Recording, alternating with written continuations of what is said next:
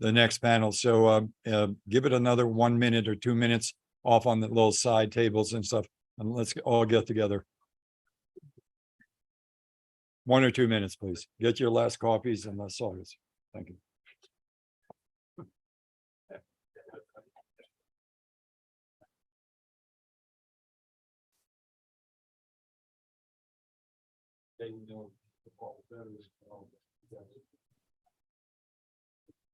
One, two, three.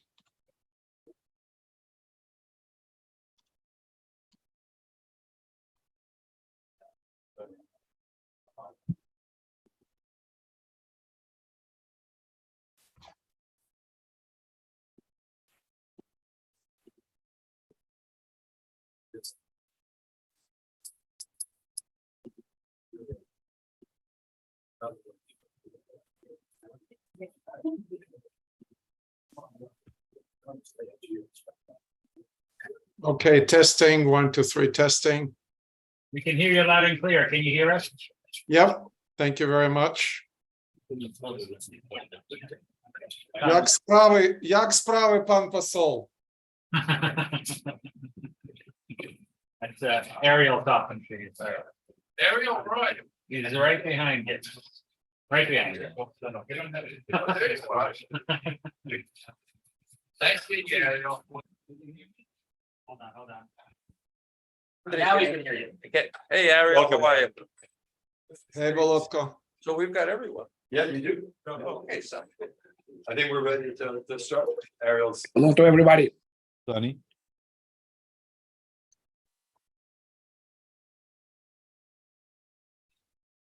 Okay. The one thing I was going to ask folks when I do this, and Ambassador Popadiuk, on behalf of Mr. Honchar, he will be speaking in English, but in the question and answer period, he will get translation, and our friend Nicola will be translating. So, folks, I'd ask for those that want to hear a part of the session, the question and answer, there are devices, if you need interpretation devices at any point, and they're off on the side. Anyway. All right, folks. Roman, can you ask people to start getting back?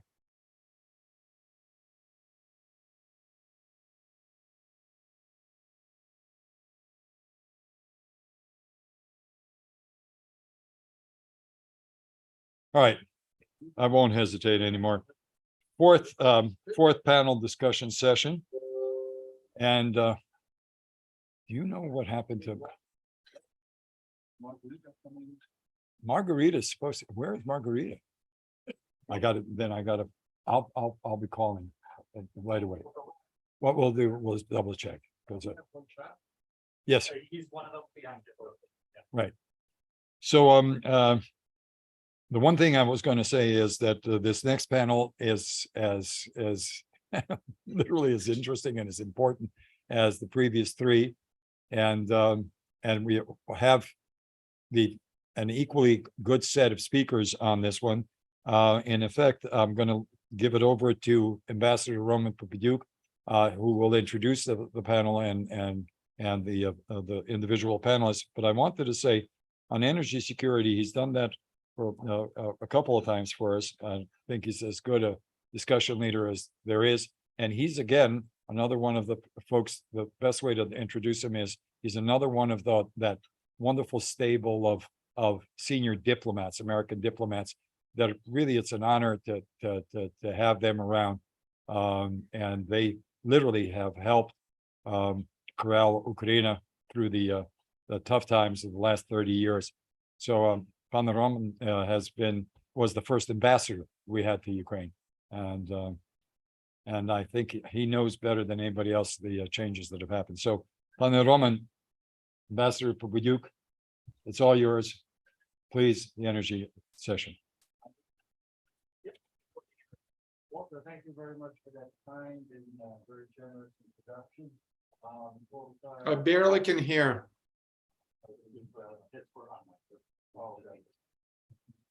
Can everyone hear me? Barely can hear. Okay, great. Andrij, are we all set? We're all set. Okay, we got the logistics set. Thank you once again, welcome to that kind and generous introduction. Microphone. Switch on, please.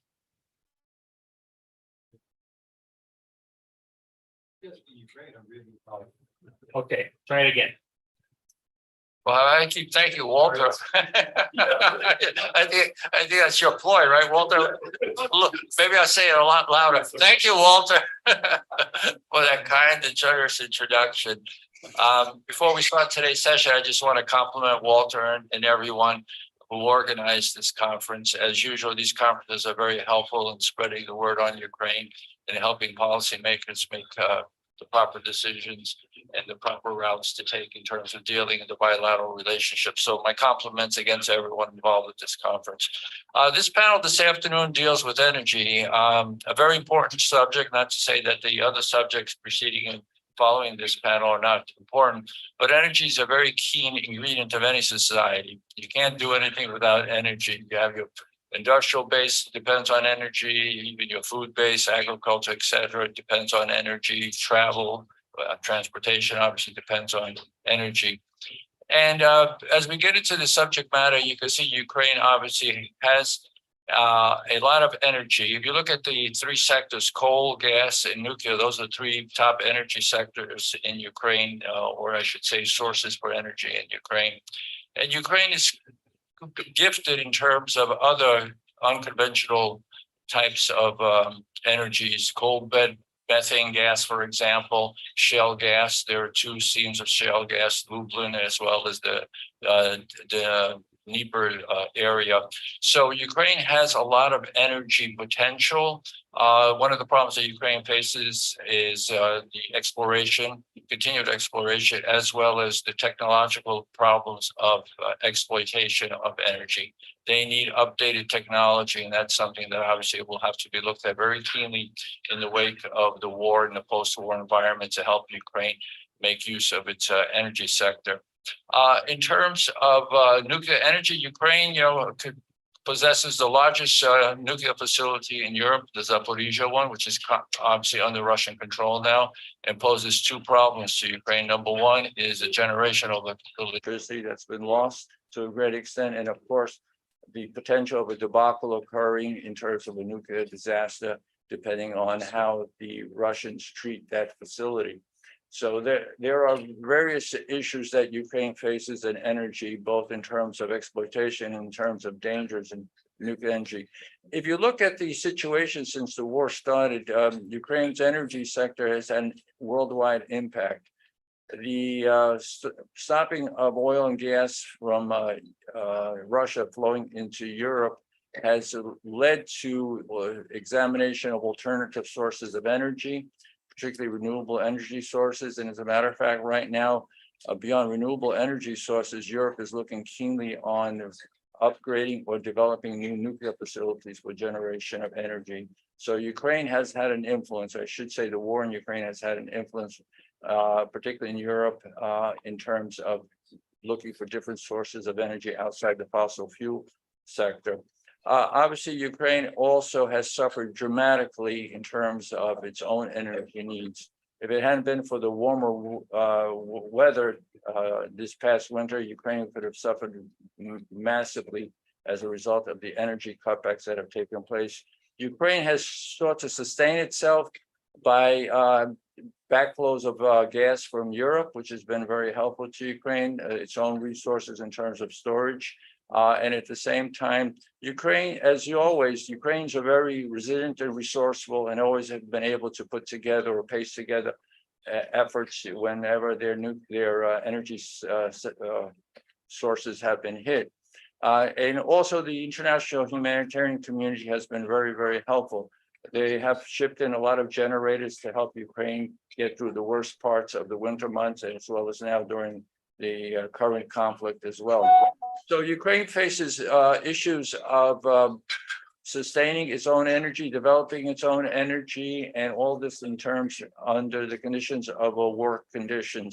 So helping us to unravel all these various questions and complications, we have a very I should say, very prestigious panel of specialists that will be able to shed some light on this. After their presentations, we'll open the floor to questions. Joining us today are Margarita Assenova, who is a senior fellow at the Jamestown Foundation. She brings years of experience on energy, security, and democracy to the table. She's written numerous articles and books on this subject matter. So we're glad that Margarita, you could be with us here today. Also joining us at the panel, at the table here, is Myron Rabij, an attorney by training who spent many years living in Ukraine. Myron has been very instrumental in terms of international corporate M&A facilities throughout Canada, the United States, and Europe. And of course, has a keen understanding of the energy sector, having done particular work in his legal career in the energy sector. So he'll bring a keen perspective from that side of the fence. Also joining us by virtual link, thanks to the good work of Andrij, is Ariel Cohen. Ariel is an expert on security and political risk analysis. He brings years of experience in terms of analyzing all kinds of energy sector issues as well as political sector issues. He's a senior fellow at the International Tax and Investment Center. So Ariel, it's good to have you, and it's good to see you here again. Also joining us is Mykhailo Honchar. Mykhailo is an energy expert, particularly on all energy needs in Eastern Europe. He is one of the founding members of the Energy Club Q in Kiev, so it's good to have him on board. So we have a very prestigious panel, as I mentioned, a very knowledgeable panel. Without further ado, I think we'll try to do this in alphabetical order. So Margarita, if you could start us off, please. Thank you. The energy sector was the one we discussed. Okay. Yeah. The energy sector of Ukraine is the one that suffered the most losses throughout the country. We know that in occupied territories, there are a lot of destruction, and territories that cities and villages that were bombed, there is a lot of destruction, but the energy sector was particularly targeted. And as a result, the destruction is most massive there as a sector. At the same time, it turned out to be extremely resilient. I think that the Ukrainians would have done well, regardless of when the attack started, although they say it was a little bit earlier, we would have had a really tough time, tough winter, but because the attacks on the energy sector started a little later, they were able to they were prepared, they were ready to restore electricity supplies, and they actually did a phenomenal job in that respect. I've always regarded the electricity workers as some of the heroes of this war, because they were able to do their job in terrible conditions. One thing that became very clear in the last few months is the air defense system of Ukraine has improved immensely with the Patriots and with other systems that were available now to the Ukrainians, and that protected further destruction of the energy sector. Of course, the very important in the tragic developments at the Kakhovka Dam were a big loss, and loss of life, loss of infrastructure, loss of electricity infrastructure as well. It's a really big tragedy, but the biggest tragedy would be if the Russians managed to do something with the nuclear power plant in Zaporizhia. And this should be watched, and not only watched, this should be a topic of discussion and demands, and even ultimatums to Russia not to touch the power plant in Zaporizhia, because this should be considered as usage of nuclear power against the Ukrainian people and should bring the war to a completely different level. So I call on every politicians in Europe and the United States to do that, because such catastrophe brought to the nuclear power plant in Zaporizhia, apart from being the largest nuclear plant in Europe, it should be considered a nuclear war. It should be considered an act of nuclear power used by the aggressor against civilians, against innocent people, and also, of course, part of the strategy of genocide against the Ukrainian people. There is a lot of damage to the environment caused by the war, and this is being underlined in many reports. How devastating the floods that were caused by the bombing, the explosion of the dam wall and the power station have caused to the Black Sea, to southern Ukraine, down to lower parts of the river, and that's going to continue for years. Especially dangerous are the mines that came to the fore, came to the surface. Turn out that the Russians have mined the river extensively in a way that is going to cause problems for the local population. It's going to cause problems for many years to come. This is a difficult part of the process of cleaning the mines, and we don't know where they are. They're just floating all over through the river, all the way to the Black Sea. That said, Ukraine will start restoring its and rebuilding its infrastructure sooner or later.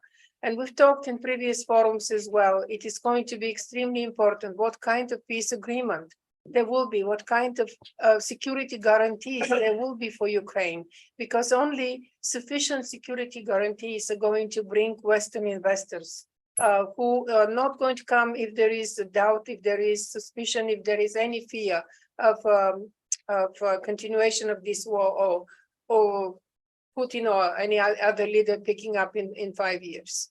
There has to be an agreement that would provide Ukraine with such guarantees that no Russian government in the future would dare touch the country. If that happens, I'm sure that there will be a lot of Western investors who are willing to develop the renewable energy sector. And I think it's going to be a rebuilding through renewable energy sector development, through hydrogen production, through new energies that are coming on board, including the portable nuclear reactors, the small nuclear reactors technology that's coming on board. Of course, oil and gas are going to be still important. We cannot ignore completely the hydrocarbons, particularly gas. And Ukraine has a lot of gas deposits. Those gas deposits will need investment from Western companies. And these are mostly in the East, some are in the West, of course, but this is going to really take a lot of time to make sure that the terrains are clean from mines, that completely the Russian remnants of Russian forces are completely pushed out, because I do believe that the Russian forces are going to be pushed out completely from the territory of Ukraine. That said, I think that there are three things that need to happen in the international community, which frankly realized that finally, after so many years of Moscow-centered foreign policy of the West, finally realized what the Russian Federation, what the Kremlin is all about all these years. We are talking about Putin here, but we should not be forgetting that the first war in Chechnya happened under Yeltsin. So all governments of the Russian Federation since the Soviet Union, and of course under the Soviet Union, all governments in Moscow have been imperialistic. Their agenda is imperialism, nothing else. Subverting other nations, subverting, occupying territories, appropriating people's property and so on. This is absolutely nothing new. The problem was that the West was hoping so much that Russia is going to go a different way. It's going to go to the way of the rest of Eastern Europe. And it's going to move away from communism and become managed democracy, or pragmatic democracy, or whatever we called it. Many scholars and many politicians called it in the past. I think that realization now is there. But the realization that this war is completely different level that should bring the international relations, international order at a completely different level, I don't think it's yet there. I think the West is perceiving the war in many countries, not only the West, waiting for this to finish and kind of restore kind of normal relations, maybe not necessarily with Russia, but in the world. No, we're in a different stage now. And unless Ukraine is fully liberated, the tribunal is prosecuting all the war criminals who committed terrible crimes in Ukraine, and reparations are paid to Ukraine. We cannot consider the matter closed and finished in any sensible way. We cannot even consider lifting sanctions before these three conditions happen. And yes, we know that there is turmoil coming to Russia. There will be probably a lot of changes, internal and struggle, and possibly civil war and collapse of the Russian Federation. But these three things should not be off the agenda, because only through payment of reparations will be able to restore Ukraine sufficiently. There is a lot of money, Russian money abroad. This should go to Ukraine, and it should go particularly for the destroyed infrastructure, big part of which is the energy infrastructure. And I'll stop here. No, there are going to be questions later. Thank you very much, Margarita. Ariel, can we ask you to be next, please? Yes, of course. Can you hear me okay? Repeat that for Ariel. Hi, Ariel, can you please make your presentation? We're going to try to go in alphabetical order.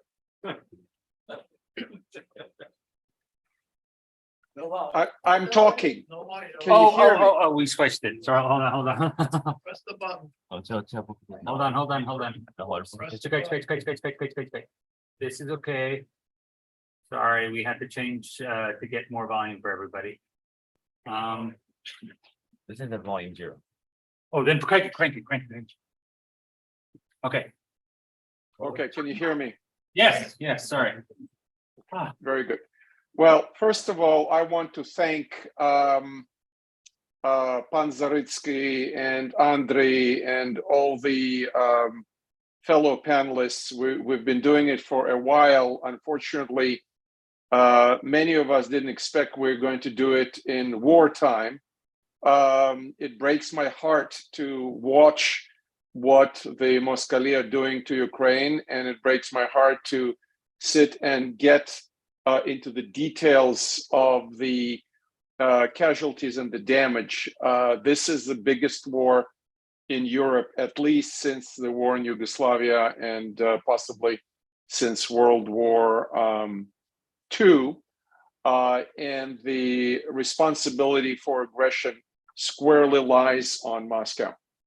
And the economic and energy dimension of this war is undermining the economic viability of Ukraine. The deterioration in its economic performance was over 30% of the GDP decline, 31% in 22. In Q1 year on year, Q1 to Q2, Q1 23 to Q1 22, the decline slowed down to 10%, which is by itself a major decline. Probably 22, 23 is a bigger decline than the Great Depression in the United States. Having said that, the Ukrainian people, as the panelists said, are extremely resilient. I agree with Margarita, the energy sector has been harmed tremendously, but also agriculture. The figures I have on agriculture, the 22 decline was 65%, and 23 estimate is further 55 to 60% decline. And of course, agriculture is one of the pillars of Ukrainian economy. Let's move on now to energy specifically. The energy consumption in 22 declined around 30%, which is a disastrous level decline in any country, and especially in the country affected by war. The current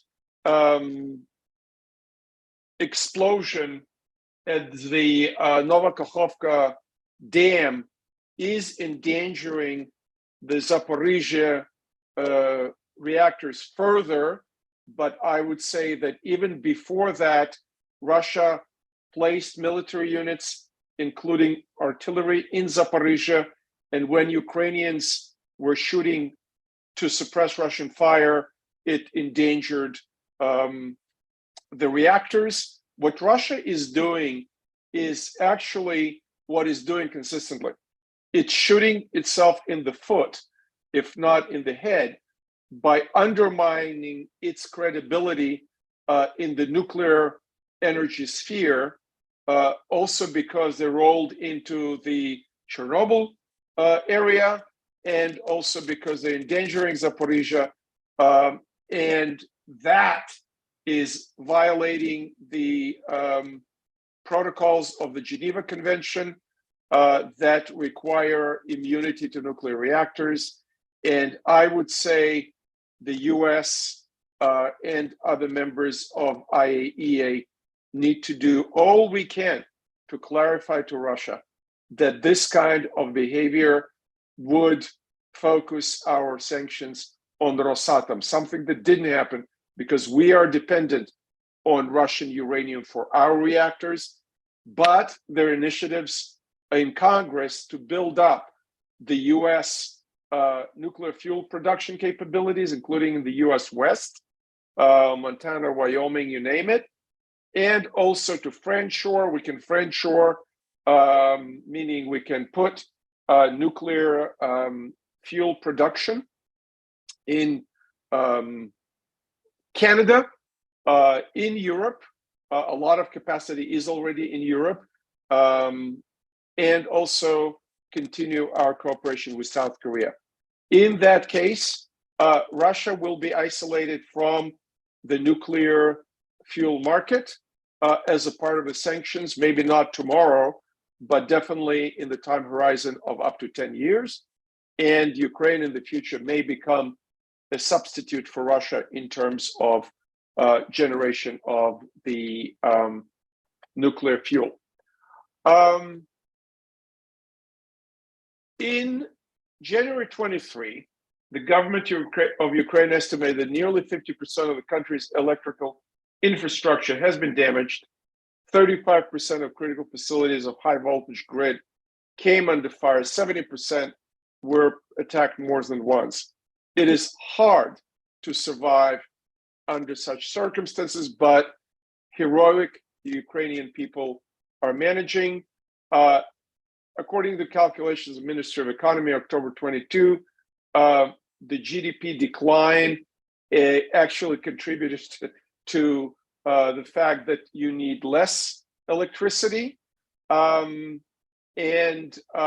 Unfortunately, from being an exporter of electricity to Europe, Ukraine now is importing energy, including natural gas and electricity.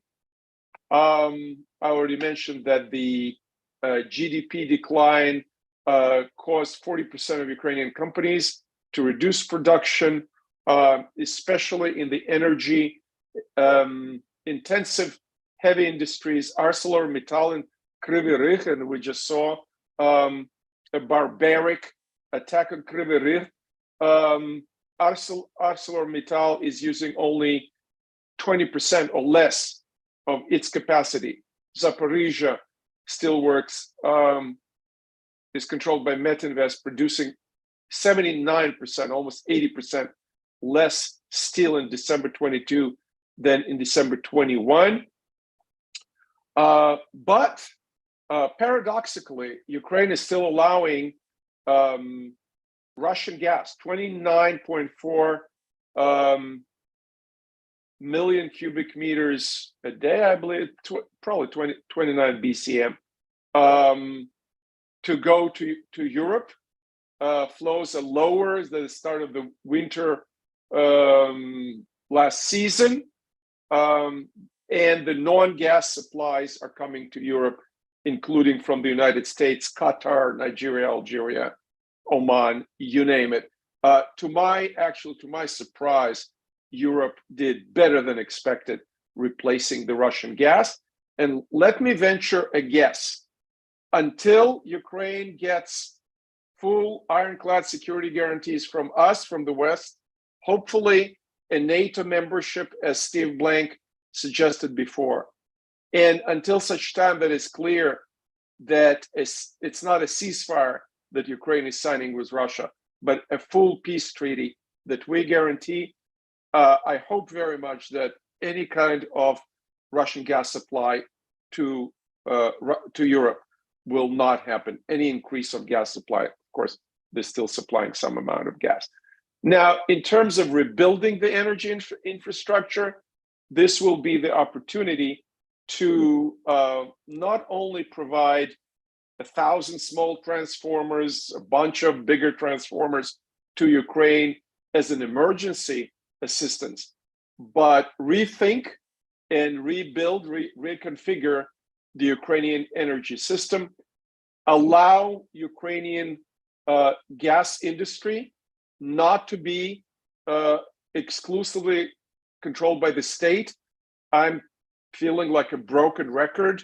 Volodko knows that I'm talking about it pretty much at every panel, that Naftogaz, Ukraine, and the state need to open exploration and production in Ukraine, including to Western companies and Ukrainian companies, and allow competition in that sector, possibly changing the tariff structure so that the Ukrainian gas sector is more competitive, more attractive.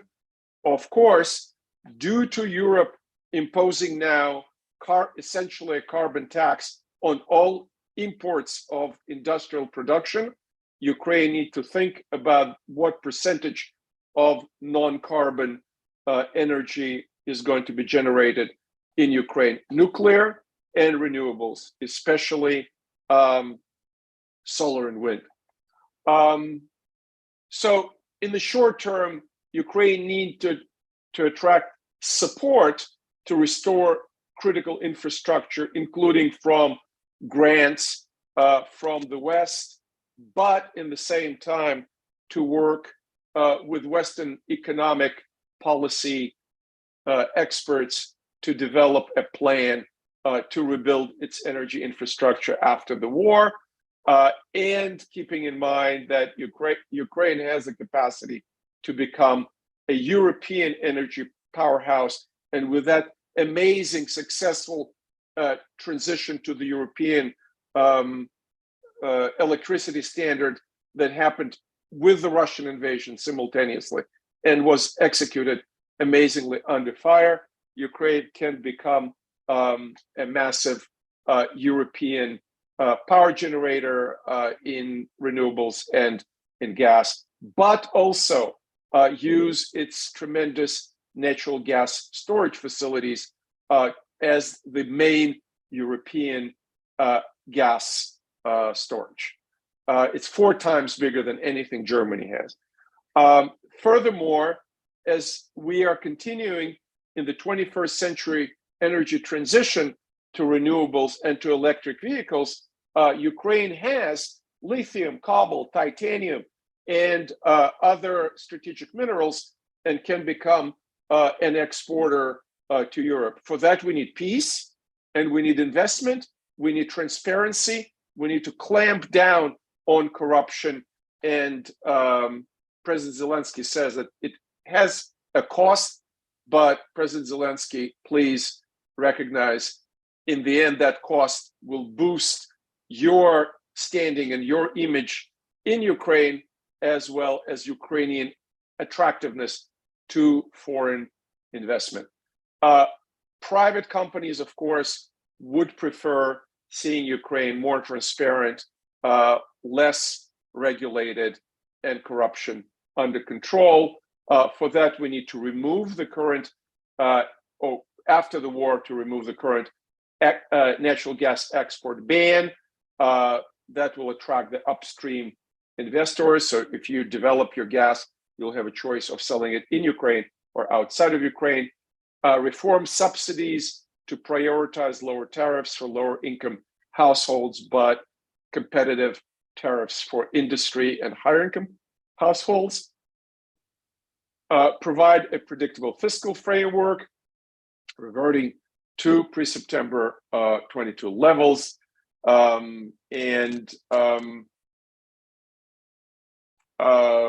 go back to using European hub price for gas. I will not dwell on measures to fight corruption. This is probably the wrong panel for that. To conclude, Ukrainian resilience, Ukrainian commitment to independence, the absolutely necessary work to boost the military industrial capacity, all that should apply also to Ukrainian reform of the energy sector, making Ukraine,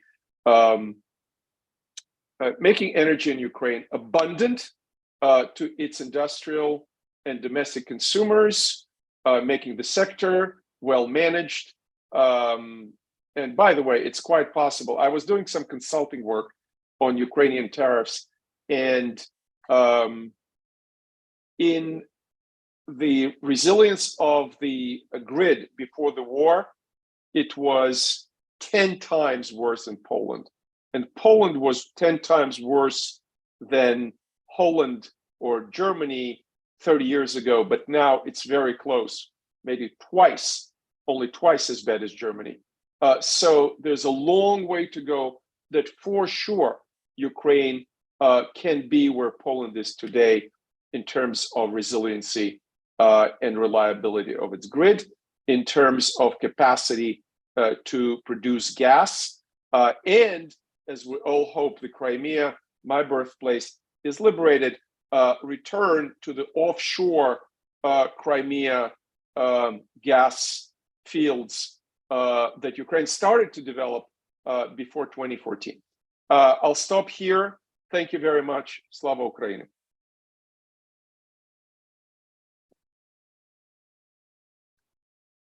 Okay, guys, I don't hear you. Hello?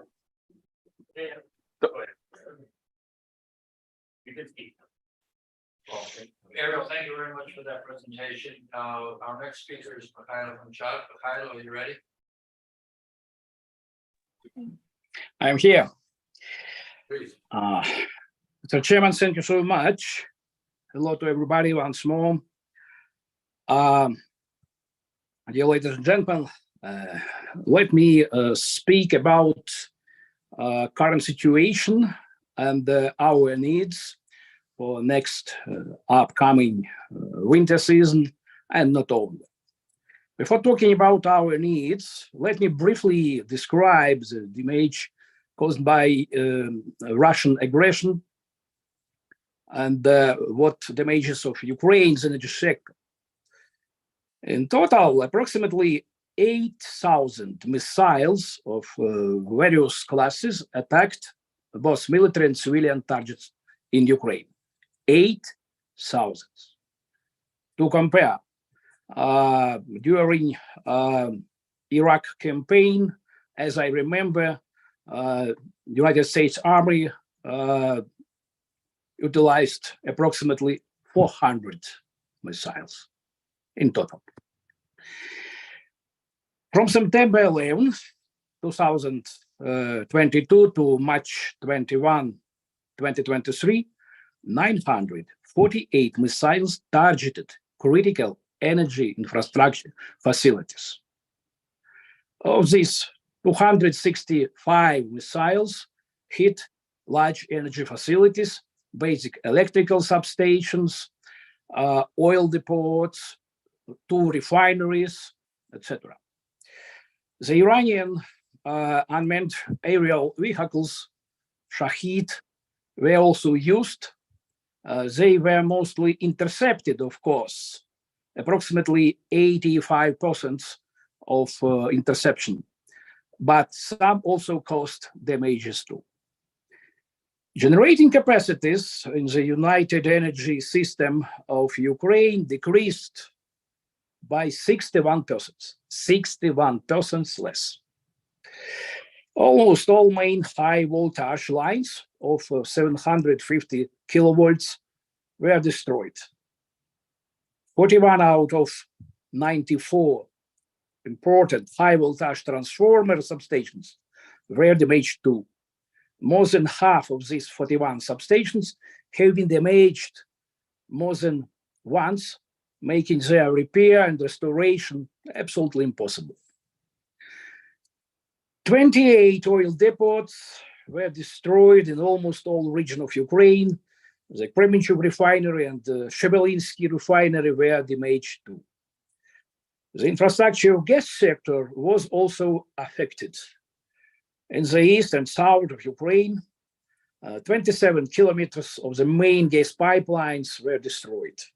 3 compressor stations, 23 gas distribution stations were damaged too. This applies to the gas production sector, not gas transmission sector. Gas and oil transportation system were not exposed to airstrikes, as Russia continues to transport gas and oil to Europe through Ukrainian territory. A large part of the centralized heating supply infrastructure is damaged beyond repair. In 2022, gas production in Ukraine decreased by 6% compared to 2021, to a level of 18.5 billion cubic meters per year. This is the lowest level during the last 20 years. As usual, annual production was in the range between 19 and 21 BCM. But gas consumption has collapsed also. In 2022, as a whole, it decreased by 31% from approximately 29 BCM in 2021 to 20 BCM in 2022. Industrial gas consumption fell even more by 46%.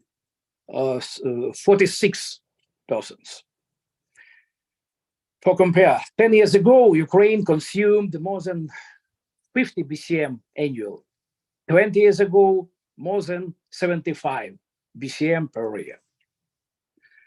It is predicted that the consumption of natural gas in 2023 will amount to no more than 18 BCM, which is almost 10% lower than the level of consumption in 2022. With a total production volume approximately of more than 18.2 BCM, in accordance with some prediction of Naftogaz. We may have a slight gas surplus situation for the next winter season. It's optimistic scenario, but who knows how cold and long the winter will be next winter. Naftogaz wants to do without importing gas from Europe, as there are still 5.8 BCM of natural gas in our underground gas storage facilities from the previous season, which can be used during upcoming winter. Therefore, Naftogaz offers European companies to use the gas storage facilities in the western part of Ukraine to store their gas, which the Germans are particularly interested in. Let me remind that in 2020, approximately 1/3 of the volume of our underground gas storage facilities was filled with gas from European companies. So it was the good example, it was very good practice how to involve our underground gas storages in the European gas supply system. Of course, the question arises regarding the risks of strikes by the Russian Federation on the ground infrastructure of these underground gas storages. It can be noted that as long as the transit of Russian gas to the EU through Ukraine continues, Russia will refrain from striking the facilities of Ukraine's gas transmission system. However, it will be naive to believe that this is 100% guarantee, taking into account the explosion of Kakhovska hydropower plant dam and the Russian nuclear blackmail at Zaporizhia nuclear power plant, as Mr. Cohen and Ms. Assenova told about the situation. However, there is a way out to provide additional supplies of air defense systems to create effective zonal anti-aircraft umbrella by Patriots, IRIS-T, NASAMS. The main underground gas storages of Ukraine are located quite compactly in the west part of Ukraine, not far from the border with Poland, for example. The experience of Kyiv's air defense system after the acquisition of Western air defense systems shows that even 100 destruction of Russian missiles, including ballistic ones, is possible. The greatest risks for the next winter will again be related to the electric power industry. Russia will do anything to achieve the destruction of our electricity, united electricity systems. Heat generation was mostly more than 70% destroyed after the destruction of the Kakhovska hydropower plant. The hydro generation potential of the Dnipro Cascade hydropower plants is reduced. We have sufficient reserves of nuclear fuel, but in the event of the destruction of the main substations around nuclear power plants, they will not be able to supply electricity to the grid. It's a very serious situation. We avoid the situation during last winter, but who knows what can be situation during upcoming winter. Taking into account, as above mentioned, the main preparation for the next winter, 2023-2024, and it's successfully passing, is to provide Ukraine with additional air defense systems, combat aviation, and long-range strike equipment, such as, for example, Army tactical missile system. No air defense will stop the Russians until they feel themselves the damage of their own critical infrastructure. Substations for substations, oil depots for oil depots. This logic of countering Russian aggression has been on the agenda for a long time. I think that it is possible to provide Ukraine additional equipment for our air defense missiles. It means serious support for our energy sector to provide the passing of upcoming winter season. So thank you so much for attention. I will stop. We turn to our final panelist, Myron Rabij. Thank you, Mr. Ambassador. Thanks, everyone, for being present and attending this event. Walter for hosting, and of course, for inviting me. And thanks to all of my panelists for raising issues that are vital and important to the energy sector in Ukraine. Andrij, I do have a slide presentation. I'm not sure whether it's how we can actually make that work. You can make it work by standing at the podium because so All right. you can watch it. I wanted to flip through a few things and raise your attention. I think, as the ambassador mentioned, where's my shtuka? You just got to tell me. I'll be your speaker. There's my shtuka. Okay. Sort of pointed out, I'm in the private sector. I'm an attorney. Most historically, for the past almost 30 years, my clients have been investors in Ukraine or Ukrainian investors, and a large portion of them have been in the energy sector. And although my work has been corporate M&A in that sector, exits, acquisitions, mergers, JVs. I actually, to understand the sector, I had to learn the sector. And certainly I'm not pretending to be the substantive expert that our esteemed panelists are, but I do know a lot of what a private player financing institutions look at when they look at energy in Ukraine. And notwithstanding the colossal damage done to Ukraine, its energy sector, and its people, we have to think, what's going to happen next?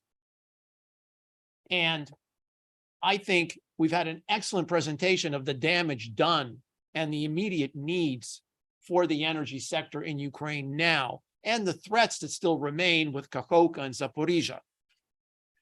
And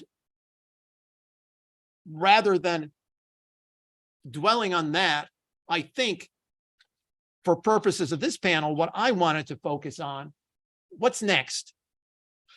There's two ways to look at that. There's the immediate reconstruction that's necessary for Ukraine. And I have no idea how to sleep.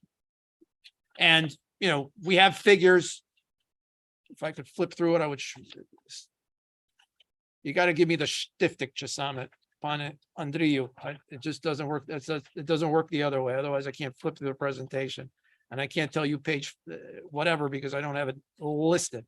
But anyway, the point of the matter is that, okay, we have estimates, $6.5 billion of damage to Ukraine's energy sector in March. That increased to like 10 billion in April.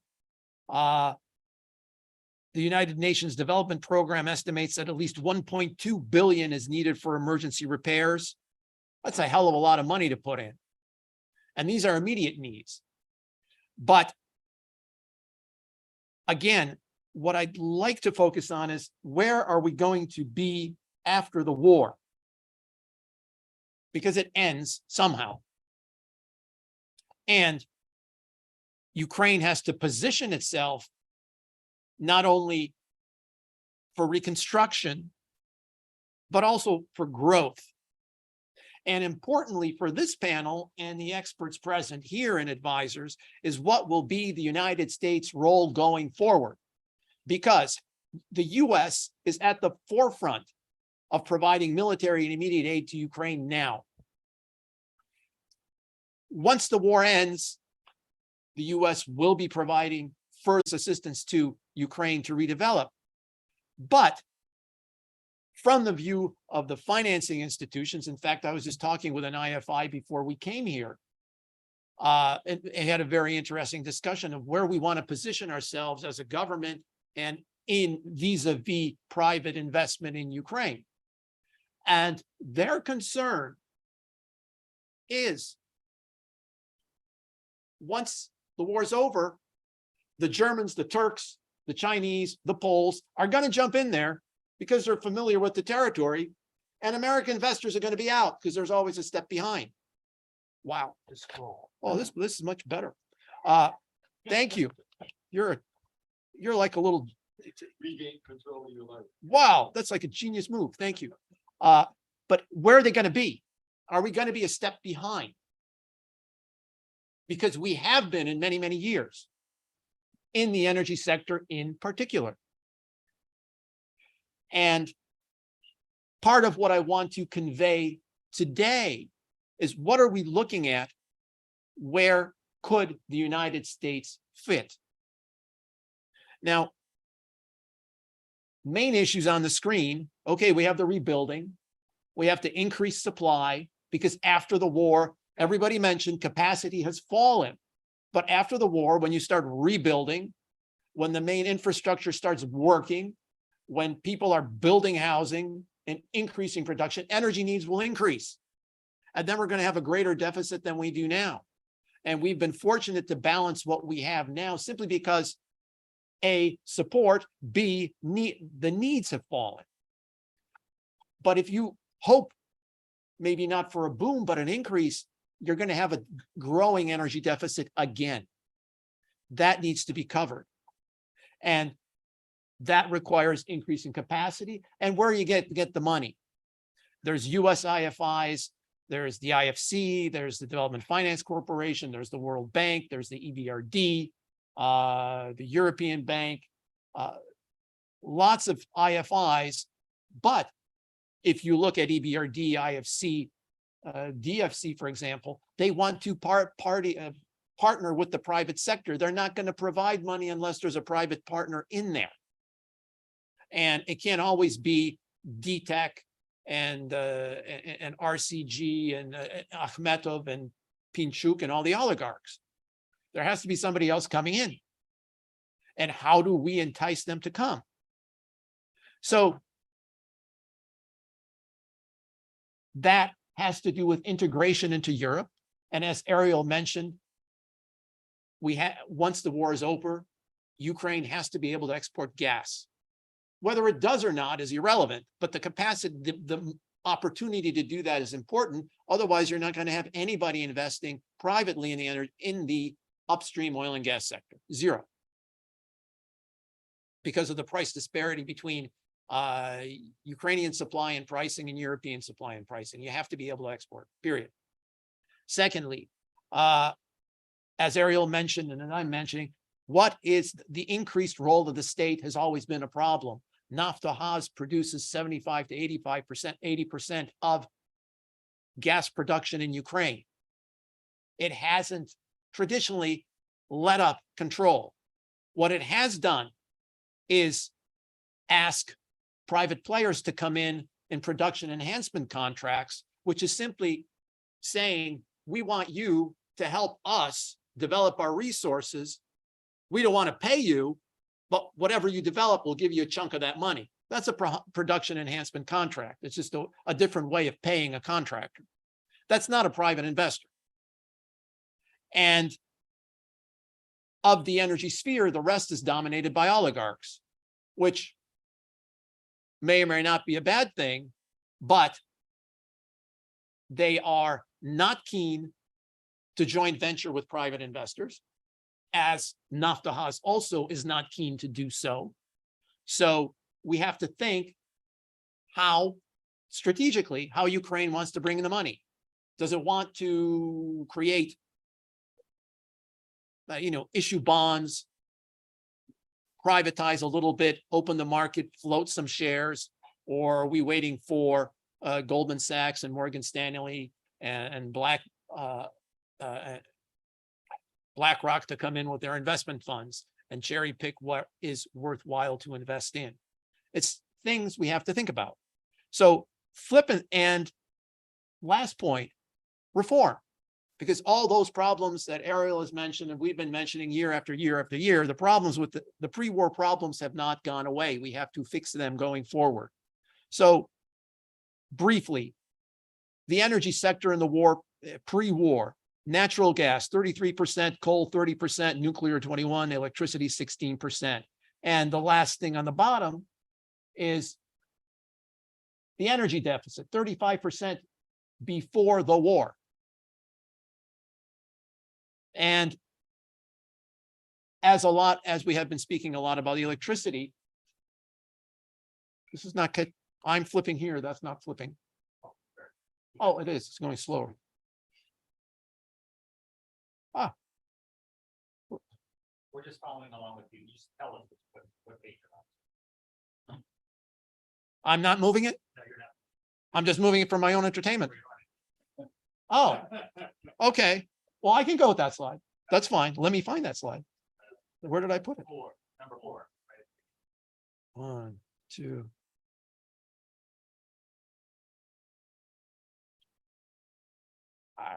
Now I'm lost. Anyway, as you can see, electricity sector, how much is nuclear, coal, natural gas, hydro? A big mix. And in 2021, before the war, renewable energies were 14.3%.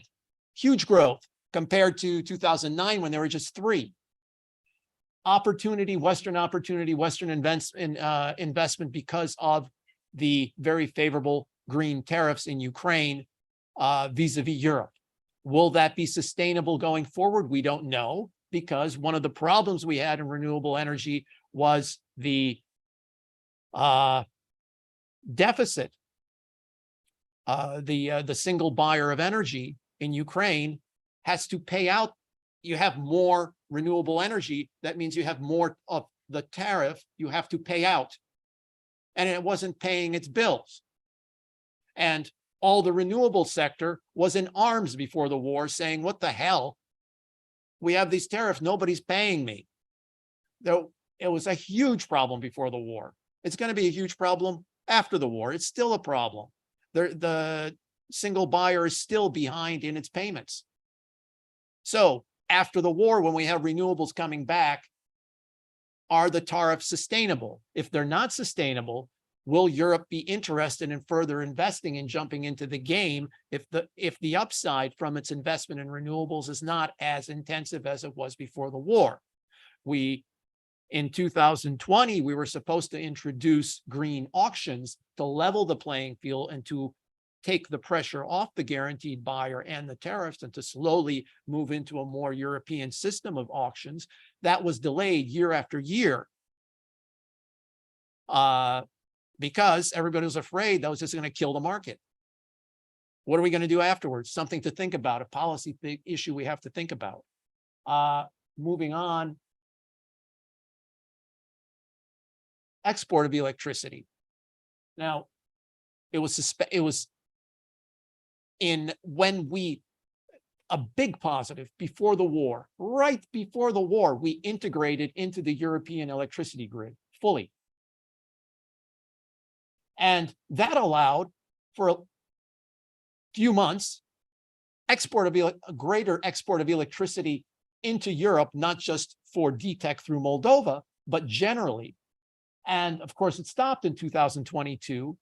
But as of March, there was a surplus. As of April 7th, we're exporting electricity again, which is amazing. How long that's going to last, we don't know. But that is an amazing feat of sustainability in Ukraine for the electricity sector. Under all that damage, they can actually export electricity. That's amazing. Think about that. But again, what's attractive there? An export, ability to go back and forth. And that moving forward to, where do I want to go? I want to go to the slide. I wish my marketing guy numbered them. That would have been helpful. What's the topic on top? It's about,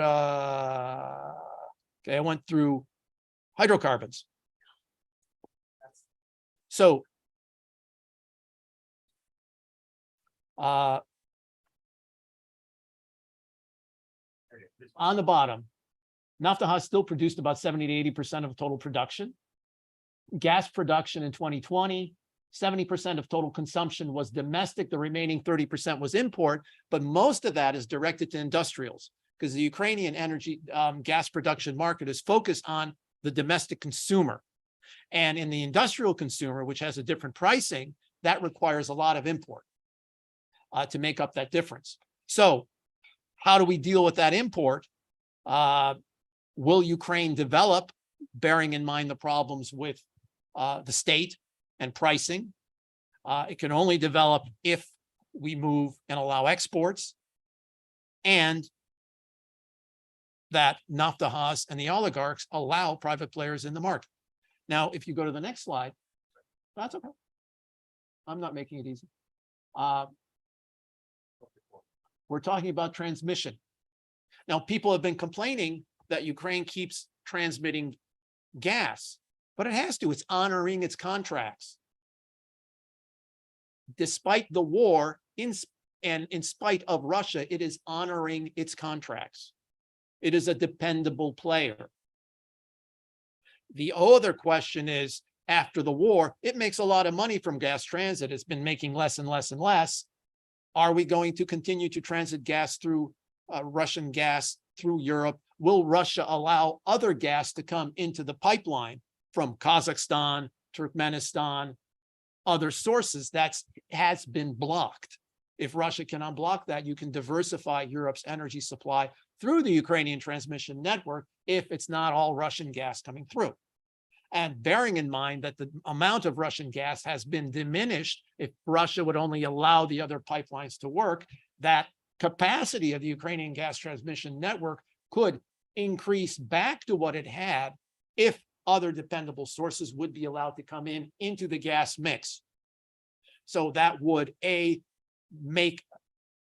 diversify energy security for Europe through gas from other sources, bring additional focus on the gas transmission network of Ukraine as reliable, bearing in mind that Ukraine currently is a reliable partner, and 3, allow Ukraine to further generate revenues through that pipeline system, notwithstanding the overall reduction in Russian capacity going into Europe and Ukraine as a whole.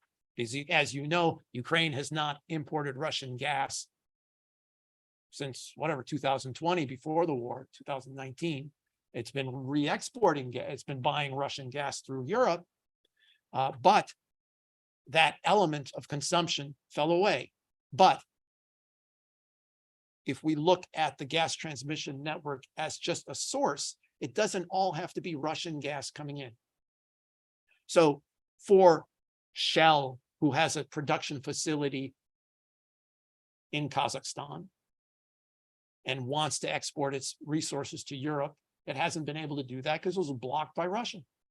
So a lot of issues to consider, and Ukraine, through its integration into Europe and still being a gateway to the East beyond Russia, can, I think, sustain and generate revenues and interest foreign investors and, of course, financial institutions coming into the country post-war. So, and to wrap this up on the next slide.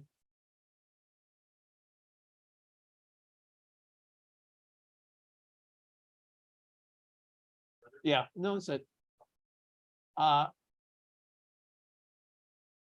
Reverse flows, we can use the pipeline also to get gas into the country, which it will need. But to do that, if foreign players are investing, and generally if they want to invest, you need connection issues, pipeline issues. Poland doesn't have the capacity for all the gas, natural gas that Ukraine wants to buy from the West. It can't because there's not enough pipe to get it into Ukraine. And that's the same issue with the electricity. We need more connectivity. And that's an investment issue for the future that doesn't necessarily have to start in Ukraine. You can safely build outside the border to benefit Ukraine. So with respect to the ambassador, I do need to wrap this up. I simply want to say that there are a host of issues to consider post-war in the reconstruction of Ukraine and its further development and integration into Europe. But there's, in addition to fixing the immediate problems that we have as a result of the war, there's other substantive issues that were there before the war that need to be addressed and resolved. And again, the United States as a player that wants to be a player in the energy sector in Ukraine has to jump in and come out with a few policy initiatives to make that sector attractive for US investors to be able to jump in and not get, again, behind the line of the others who naturally will be coming in. Thank you for your attention. Thank you very much, Myron, for that presentation. I'd like to thank all 4 panelists for their very cogent and expert presentations. You heard a good round robin of a variety of issues. Margarita touched upon the need for Russia to take up the payments for rebuilding Ukraine's infrastructure, a point well taken, and I think something that everyone in this room will agree with. Ariel gave a good presentation in terms of the extent of the infrastructure damage. So appreciate your comments on that, Ariel. And Mykhailo, of course, spoke about some of the storage capabilities of Ukraine and the needs. And Myron, I think you gave a very good presentation regarding the challenges and opportunities that the private sector, particularly the US private sector, can have in the energy sector in Ukraine. So my thank you once again to all four panelists. We have time for a few questions, and of course, since one question, gee. Well, that's true. That's true. So I will bypass my own question as chair. I have a right to the question, but I'd rather have the audience take the question. Is this young man over there? Go for it.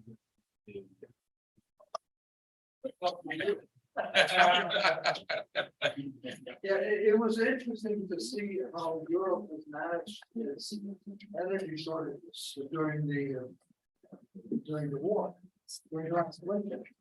And despite the fact that Germany has closed down the remainder of its nuclear power stations, my question is somewhat related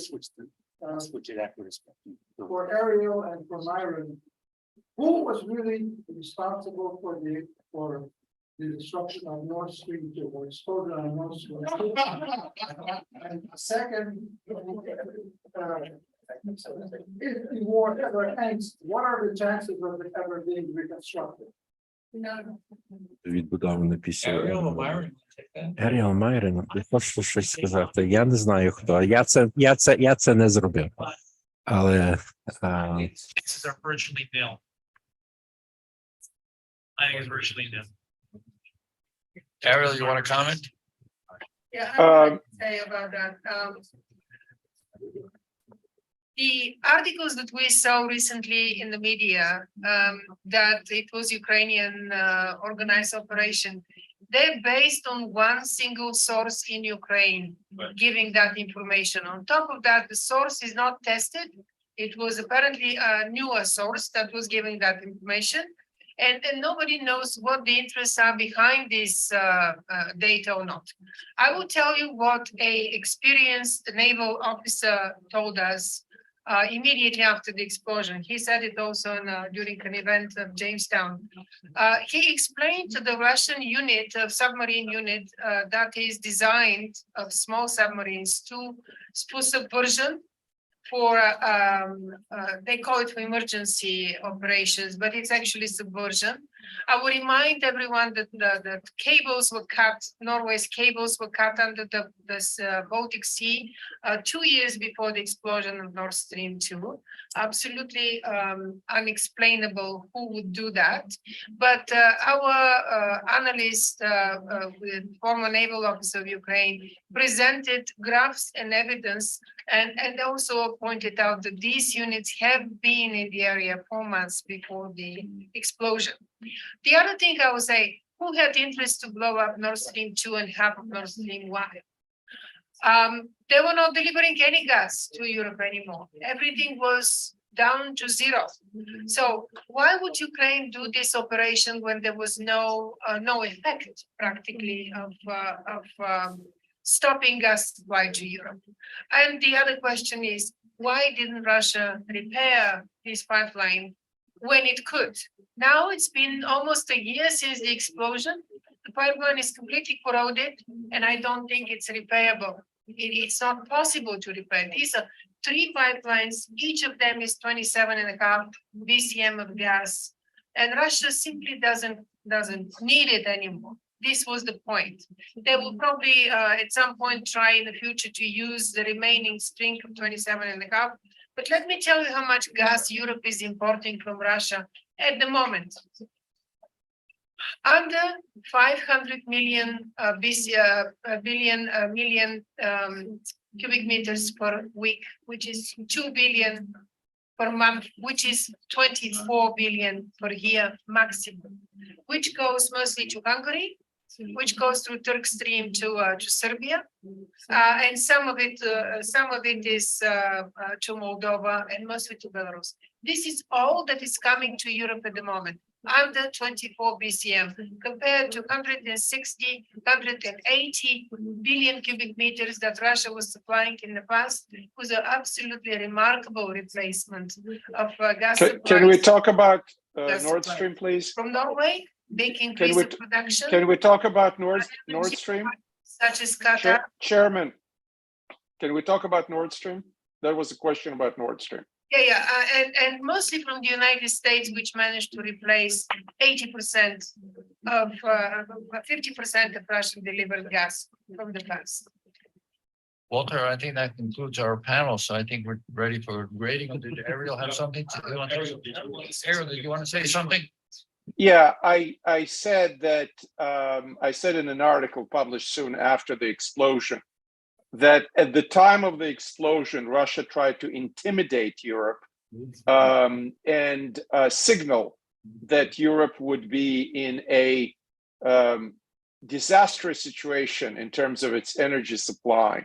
And that's why it made sense to me at the time that Russia was involved in blowing up the pipeline. However, both the US unit, now Ukraine, and the UK were all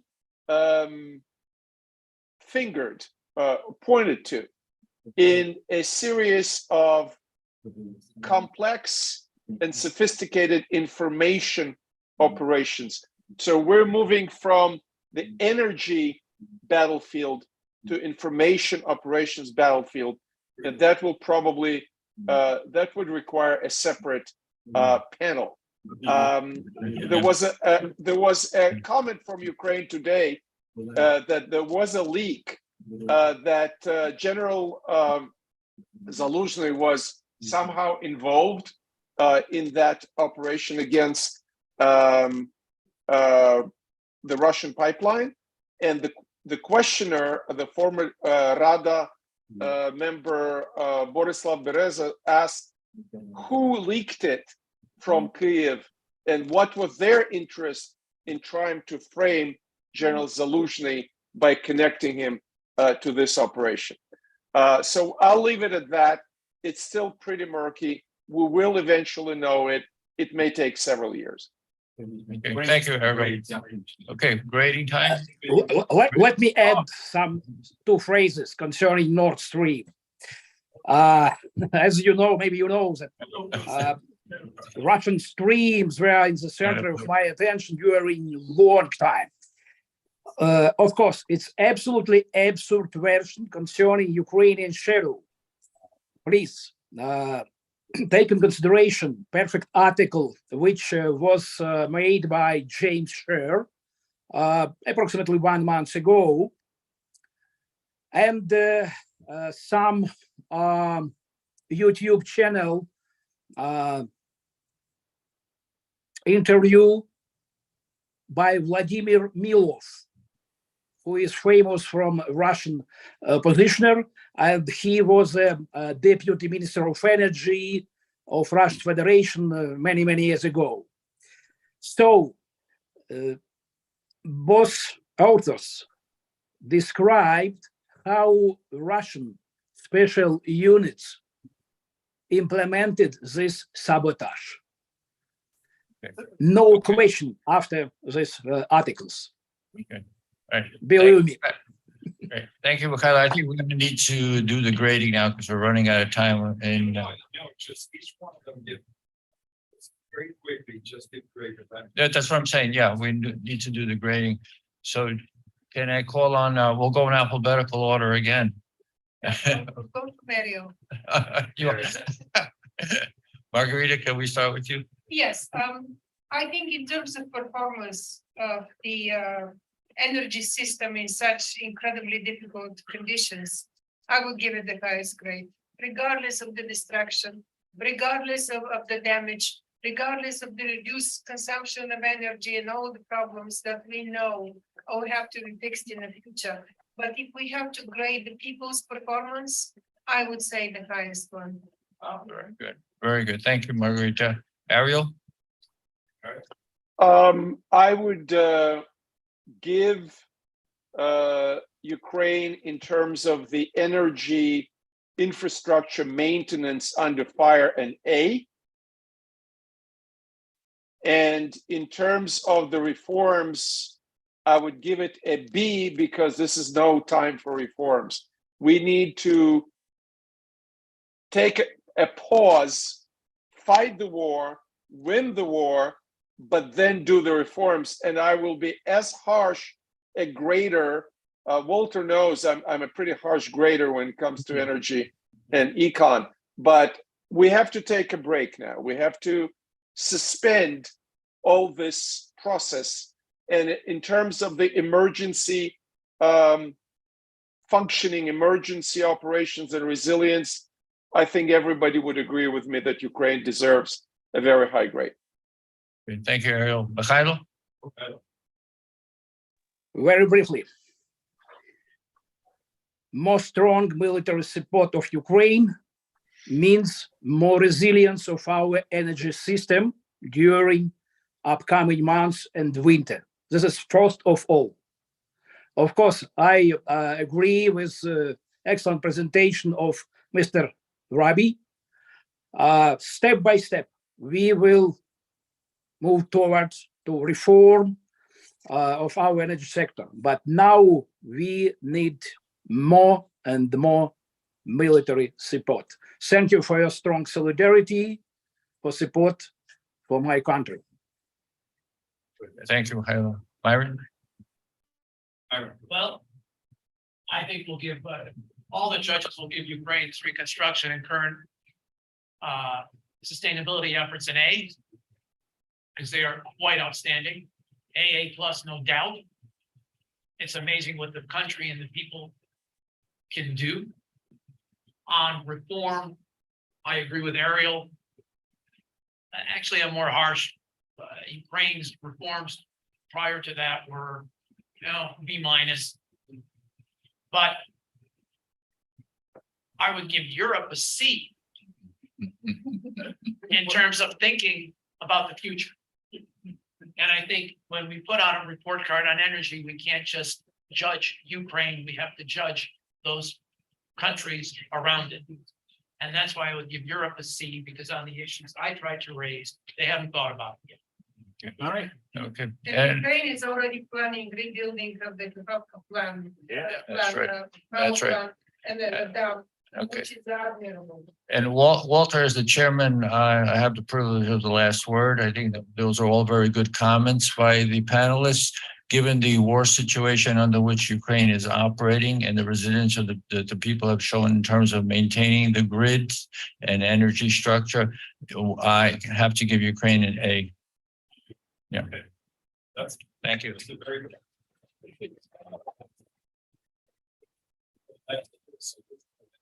Trends will change with the fact that the energy panel is absolutely wonderful. Thank you.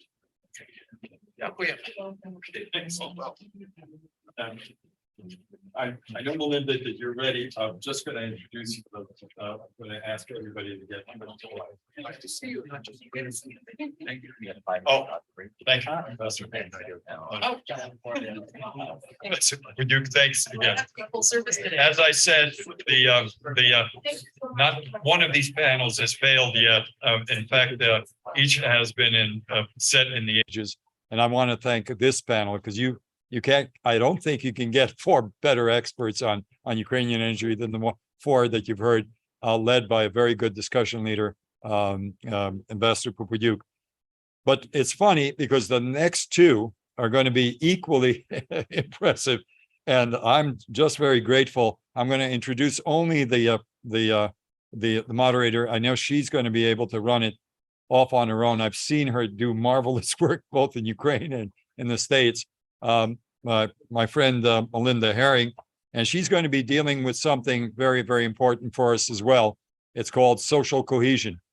And I think that this panel, and then stay tuned for the next panel. If you need coffee, you can get it in the back, but we're not going to do many breaks because this panel and the next panel are as strong as the first four panels. So, and then we top it off with Howard and Clark. So I think we're going to have ourselves a lot of fun.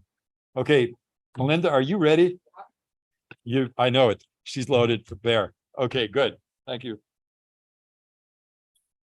Please sit down, folks. Get your coffee and sit down.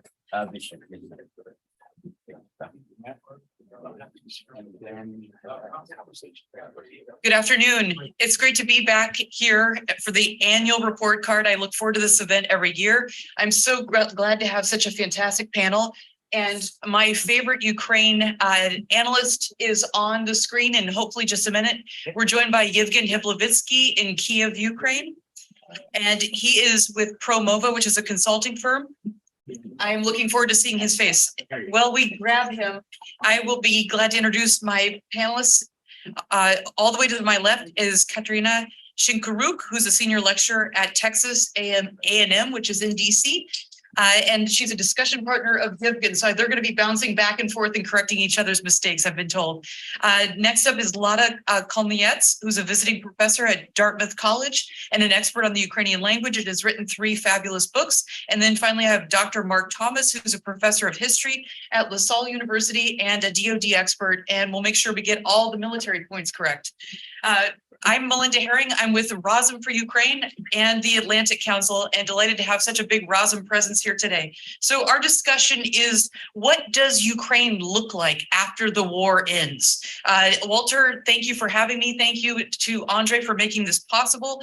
They have given it a much more academic title, but I prefer to give it a more journalistic title. There's a lot of forces in Ukraine that are in play. And there's a lot of movement. There's many nationalities, there's language cleavages, there's a lot of dislocation, there's a lot of violence and divorce. These are just some of the factors that I think we're going to talk about today. So I'm going to start it out with the big question, and there he is. Hi, Yevhen.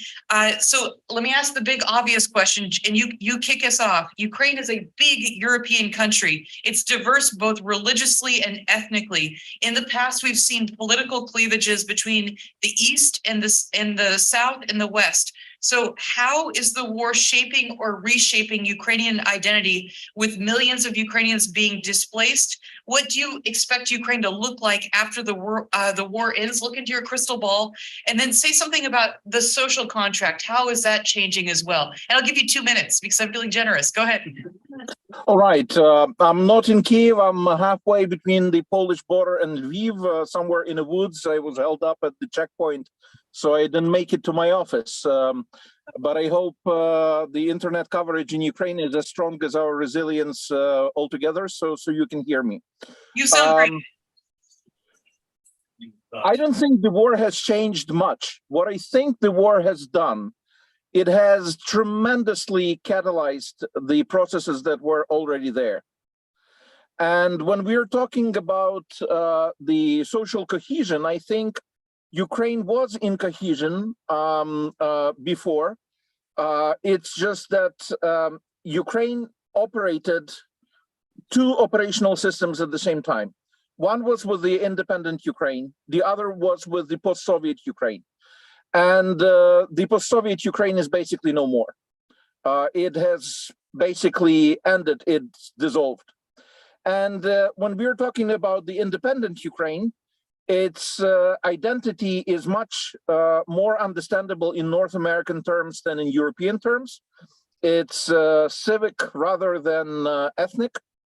Therefore, the religious issues, the language issues, the other issues have lesser meaning. People can get along together, being of different backgrounds, being of different nationalities, being of different, I would mean ethnicities, being of different religious backgrounds. What does matter, and this is the factor that is actually contributing a lot to unification of Ukraine, to keeping Ukraine united, is the historical trauma. And the historical trauma is the factor that basically turns empathy into the main cohesion tool inside the Ukrainian society. As Ukrainians will be healing and stepping out of trauma, probably there will be greater tensions between different people. But at this point, everyone has suffered, whether you spoke Ukrainian, whether you spoke Crimean Tatar, whether you spoke Russian, whether you lived in a village or you lived in a city, you were subject of the same unhumane Soviet system that was killing people, that was persecuting people, that was harassing people. And in that sense, people feel for each other much more. And this is probably the main foundation that the Ukrainian nation stands on right now. Thank you so much. And say a couple sentences about the social contract. How do you see that changing? Oh, I think the social contract is changing from paternalistic social contract, where people basically would give up their freedoms in favor of social provisions by the government, towards the social contract of agency. People would rather keep the decision-making with themselves, the responsibility as well with themselves, however difficult responsibility comes, but would not rely on someone else taking care of them. And this is exactly where the problem eventually might come with the European Union, because in a sense, the social contract in the European Union might be viewed by part of the Ukrainian society as a limiting one. Thank you so much. I think that's a really interesting point to pull on, that the coming tension with the EU. We'll definitely see it on agriculture, but then also on cultural issues as well. Katya, what do you think of Yevgen's thesis about the social contract? Do you see any other ways that the old contract is changing? Is he right? Thank you, Melinda. This is a fascinating discussion about social contract. Obviously. Can you pull the mics just a little closer so he can hear you? Okay. Thanks. We'll repeat, it's a fascinating discussion about social contract. It has actually started in 2022 among Ukraine's intellectuals simultaneously with the all-out war, because we could see such dramatic change in the social contract. I agree with Yevhen about agency being, on the surface of these changes, and obviously paternalistic post-communist ways no longer having relevance.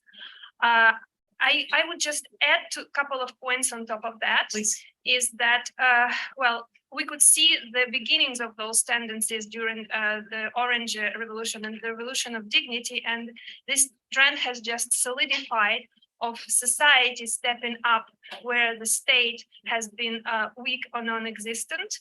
But eventually, what it showed that the society, the public, is ready to actually step up in private role, basically seeing public good as a private interest as well. And we can see this as also with the war, the new element that showed up was reassessment of the role of the state, because it was seen traditionally and also due to the trauma that Yevhen has been mentioning, it has been seen mostly as some kind of alien superstructure, the state.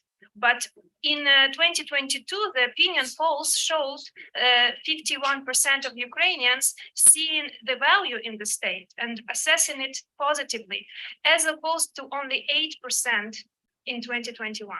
So it's a dramatic shift in basically seeing value in Ukraine's statehood and not seeing it any longer as with some suspicion. Another element which is important is actually how people were uniting like solidarity growing, but also again taking pride not just as a wartime patriotism, taking pride in Ukrainian as specifically as a acknowledged and regained agency. Another element is basically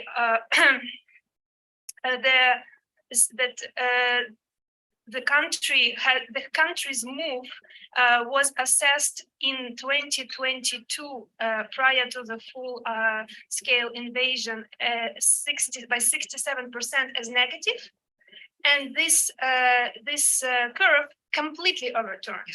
Like now it's 70% and more keep thinking that things in the country are going in the right direction.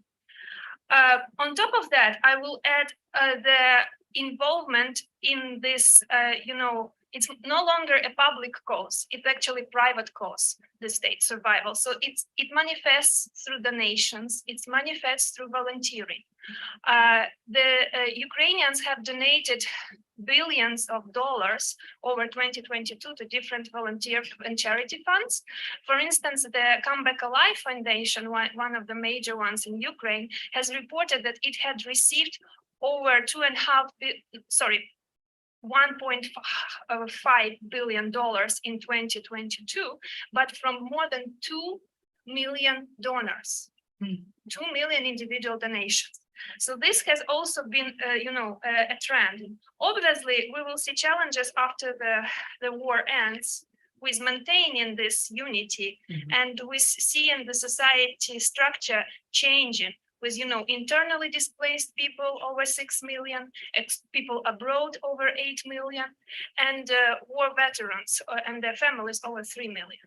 So this will change the structure and will bring new challenges, but it is bottom line, it will be important to maintain those achievements in the social contracts, which we all agree are positive. Absolutely. And that key factor both of you have identified as agency. Yevhen likes to say that Ukraine is more American than any other place in Europe. And I think that that's a clever way of putting it. Lada, what variables do you worry might fray the unity and the social cohesion and the sense of agency and empathy that both of our speakers have talked about that we see during the war after it's over? So top of my mind are poverty, high divorce, PTSD, and violence. But what about you? Okay, thank you so much. I would like to talk today about Ukraine's popular mobilization in cyberspace as a tool of social cohesion. I would like to tell about everyday Ukrainians once again, because they truly deserve this. With the expansion of Russia's war on Ukraine on February 24th, 22, ordinary people in Ukraine not only volunteered and sacrificed for their country's war effort, but quickly began describing their experiences to one another while engaging broader audiences in Western and Central Europe, the United States, as well as Russian audiences, alongside Ukrainian bloggers with a social media presence. The Ukrainian people opened new virtual fronts, literally. The overwhelming majority of Ukrainian people are engaged in content creation in social networks. So everyday content creation in social networks. It's literally dozens of new jokes every day and hundreds of them every week. Their optimism and determination to win, they are sharp and full of positive energy, humor, and laughter are their mightiest weapons in cyberspace battles, which have already made a crucial battlefield difference. So Ukrainians remain a humane and tolerant society, notwithstanding the difficulties they suffer. At the same time, a sharp change in the channels of communication and obtaining information by citizens may be observed. And if trust in national and local media has grown, the frequency of consumption of their news content has, on the contrary, decreased. Instead, there is a significant growth in groups and channels in messengers. Let's say it's from 11 to 41%. The figures were collected in late February 23 by the rating group.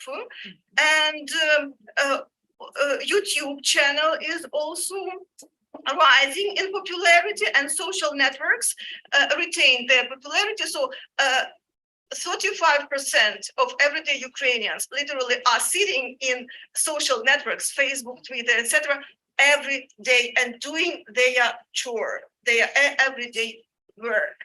And fighting in cyberspace with the means of verbal and visual art with humor and laughter is their most effective virtual strategies. Ukrainians are creating new narratives about themselves and forming their renewed and decolonized national identity. Ukrainian digital folklore is strongly combating the ideology of Russianism in particular, even better than the politicians do this.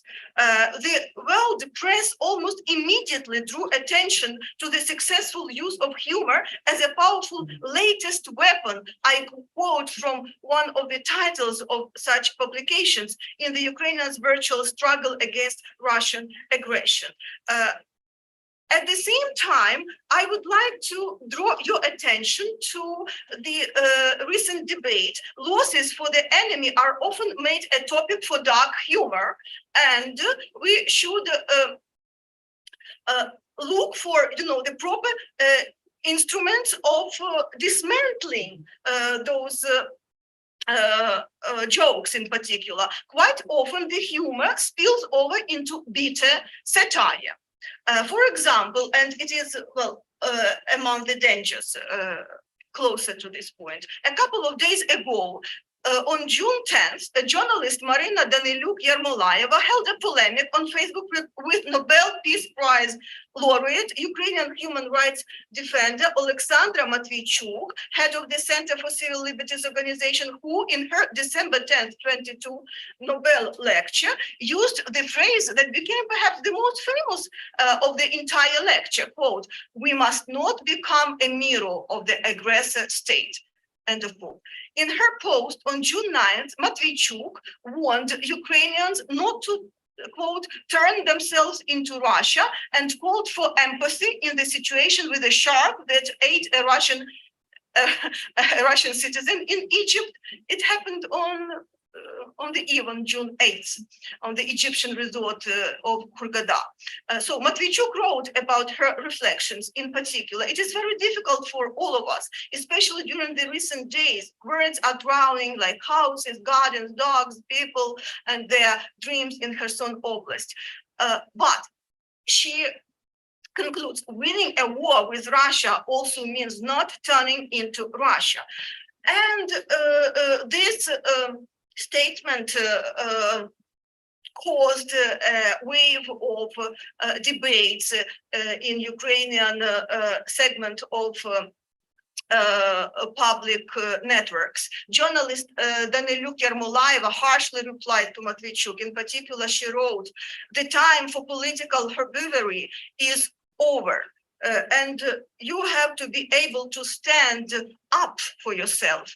Our humanity and healthy humor are the main markers why we are not a state with the letter R. And we have no chance to become one.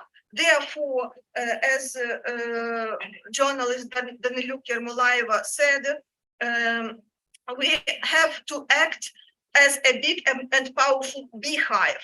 Don't come here or I'll bite you."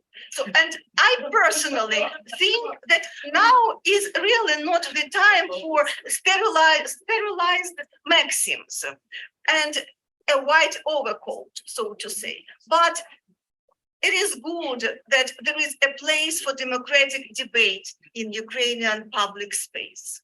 Okay, so I'm going to summarize Lada's excellent presentation. Ukraine is going to continue to be a wild democracy after the war is over. Conversation will be diverse and vibrant. And we're going back to that agency word. People are very active and they feel like they have a stake in the future. Yevhen, same question. What else are you worried about after the war is over? Anything else? Did we miss anything? I'm actually worried about democracy part. I see, I can easily imagine Ukraine going the Hungarian way. And one of the things that I think we do not appreciate enough is that the incrementalist approach that is so beloved by the Biden administration is causing in the Ukrainian society the same effect as the Second World War had in the Ukrainian society. The centrist political views are being dissolved. The society radicalizes, and this new agency, let us remember that it's not a mature agency, it's a very young agency. It's the agency about here and now. It's not about delayed gratification, it's about instant gratification. And it can fall prey to populists, it can fall prey to its own pains, it can fall prey to resentment feelings, and that resentment is actually not turning only against Russia; it's actually going against the West as well. You know, Polish, German, French, Austrian colonialism is actually creating problems for Ukraine right now.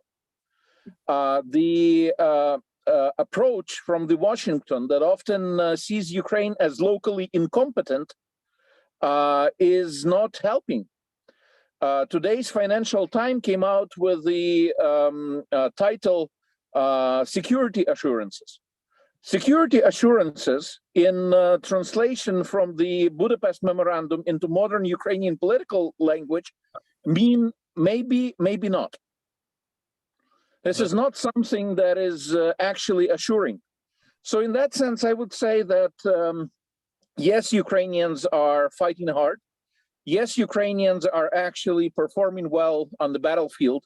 Yes, Ukrainians are incredibly resilient. But this is not the end of the game. It's you know, we're winning the battle. This war is a battle. The actual war is the struggle for development of Ukraine. I co-authored together with many prominent Ukrainians, and actually my role was minor, a document that's called the Sustainable Peace Manifesto that actually looks into the ways how sustainable peace can be achieved. Well, I can tell you that it's so far from the mainstream views in the West that it hardly gained any traction. We speak different languages. The Ukrainian political language and the Western mainstream political language, they are so different that they are not translatable at this point. Walter, I think we got to get these people in the room together, right? Maybe we're gonna have to have a wrestling competition. We're gonna have to have some good translators, but we need people like Yevhen who can explain the Ukrainian reality to the White House. I'm glad you're here. Mark, I don't want to leave you out of the worry list. You come at this from a security perspective, and I know that you're looking at Ukraine in terms of all the security dilemmas it's going to face. I know that Kateryna is going to tell us a little bit about Ukraine's plan and what liberation looks like. But can you tell us from your comparative perspective, based on the work you've done in Bosnia, Herzegovina, Kosovo, and Afghanistan, what are you worried about when it comes to Ukraine's long-term social cohesion? Well, I guess the biggest thing I worry about in terms of long-term social cohesion is, and I think we've talked about, Yevhen talked about it, is we all kind of agree that Ukrainians and Tatars and the other minorities are very anti-Russian. The question is, how much does that make them pro-European, and what does pro-European look like? And that goes to the cultural differences and what Europe looks like. And we see the populist movements arising in Europe. Yevhen mentioned it, which is why I was nodding so vigorously with him. I'm not sure what Ukraine will look like. We want to think it's going to be a civic nationalism versus an ethnic nationalism. But once the Russian bear recedes or disappears or steps back, what will be the social divisions that will develop? And I think back to what will the association look like between the occupied territories now and Crimea, for that matter, with the rest of Ukraine. And I'm not sure our polling is as accurate, that we've had an accurate sample of what sentiments are in Crimea or the occupied territories. One, due to the technology for polling by cell phone. Two, access. And I know that there's a generational divide, that the younger tend to be much more Western oriented, but what does that Western orientation look like? So we talked about LGBTQ rights and women's rights. I saw a disturbing article in the German press. 1/3 of German males consider violence against women acceptable. And I'm not sure how accurate the poll is about these German men. But what does it look like? What will the feeling towards Muslims be? how acceptable will be of the language and culture, what will the Crimean Tatars want for recognition? And then the generational divide between the older and the younger, in terms of the older actually tend to be more oriented that Ukraine is a multi-ethnic state, the younger being much more Ukraine is for Ukrainians. Could that have a backlash? So. Super, thank you. Lada, I'd like to turn to you for a minute. So could you say a little bit more? I think you spoke really well about the changes you see on the cultural level, but dig in a little bit more. How is the war changing Ukrainian identity? We see people on the front lines writing good poetry on their cell phones. We see this new flourishing, new clever slogans that you talked about. We see all kinds of new art as well. We see anecdotally that more people are choosing to speak Ukrainian. I have a lot of Russian-speaking friends who are learning Ukrainian as well. What does the research say on that? And what other signs do you see of changing Ukrainian identity?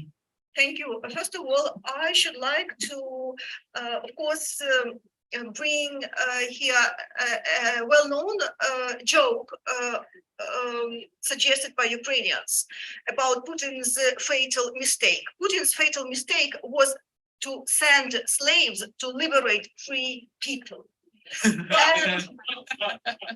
And so Ukrainians are very creative in producing wonderful jokes directly to the point. Besides, I would like to pass a very brief comment concerning the previous worries, for instance, divorce, or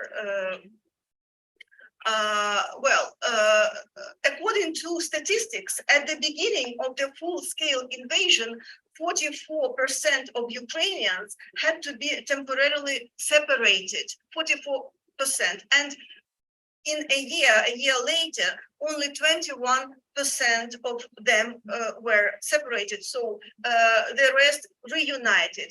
And most of those who had to be separated from their family, so to say, passed the test. What do I mean? In 20%, their relationship even improved.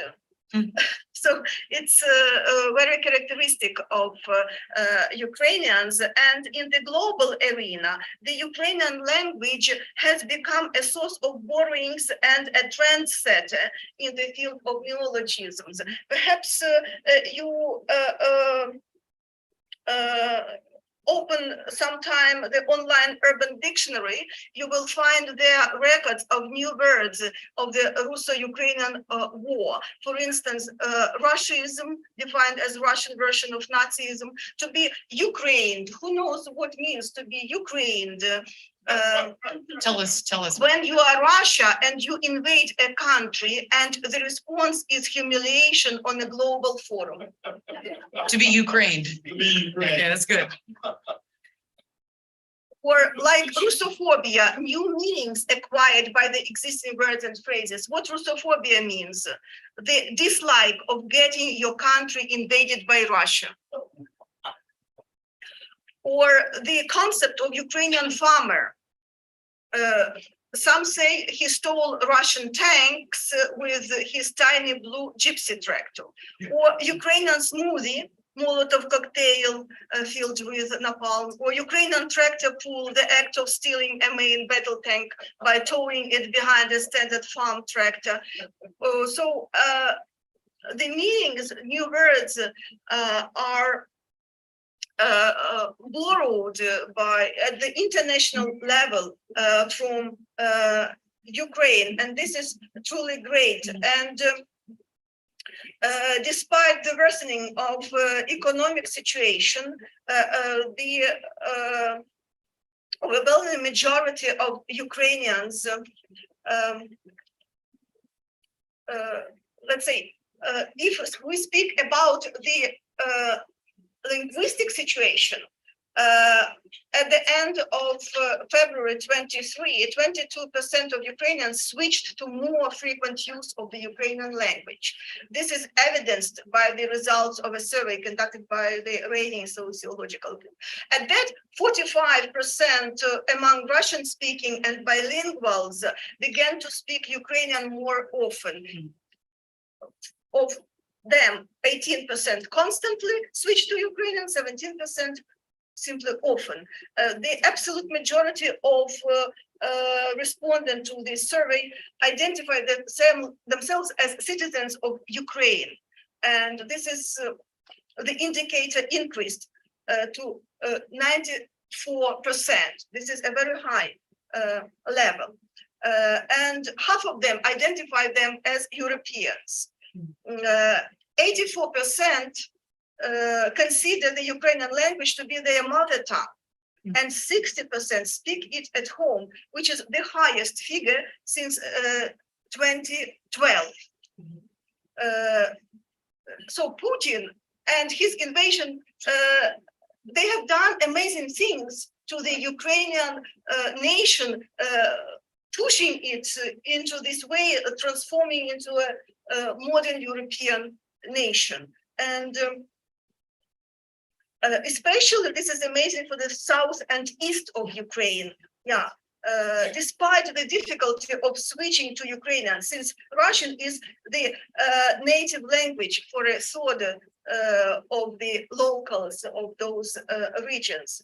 And let me bring my own example.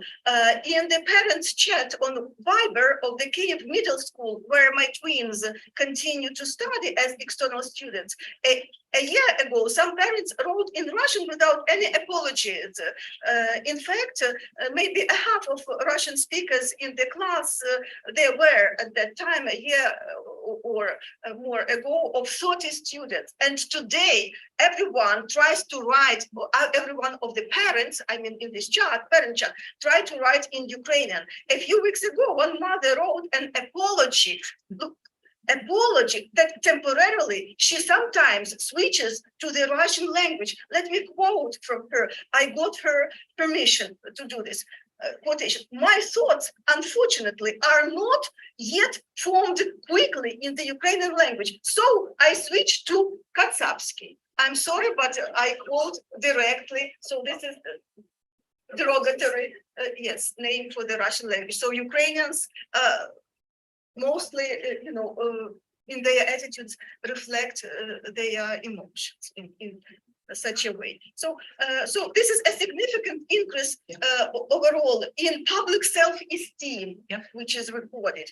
And the main emotion is pride about Ukraine and changes in national self-identification. The absolute majority of respondents, for instance, in surveys identify themselves as citizens of Ukraine. And it's, as I said, 94%, I'm repeating this figure, it is amazing. Yeah, and in general, the war contributed to increasing the trust of citizens in state institutions. Yep. Trust in the armed forces, which is 97%, which is very high.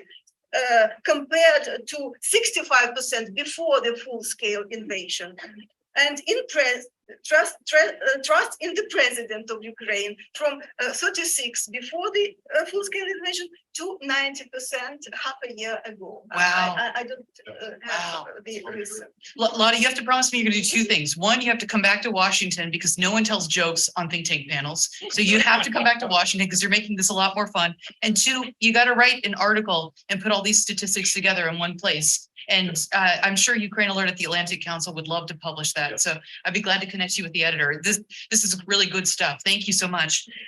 Yevhen, I was going to ask you the question on trust, but Lada already took care of it. Any other statistics on trust that we really need to highlight? I know you keep your eye on that really closely. Well, let me say this: the spike in trust levels is absolutely fantastic. We can say that pretty much what it reflects is that Ukrainians do not I don't know if I can, use the informal style that we have here at this panel. I'll say Ukrainians are not bullshitting each other anymore. And in that sense, what they're doing is they're saying, okay, we don't like the state because the state is intrusive. The state has wronged us many times. It's not accountable, but it is the ultimate security tool. So during the wartime, we have to entrust ourselves to the state. So the trust levels go up. Is it sustainable? I don't think so. I think actually that there will be a return to not to the pre-war levels, but not to the pre-full-scale invasion levels, but to significantly lower levels of institutional trust. I think there's going to be a sizable number of people who will return back to Russian language as their main communication tool, for the simple reason that if you do not have a sound command of the language, you feel incapacitated. And, there's spike of patriotism, there's spike of incredible unity, but eventually some of the effects will wash out. And people will go back to the levels, to the ways that they are more used to the ways that they are more comfortable with. This doesn't mean that there is no change. There is a very vivid change, and the dynamics is absolutely crazy.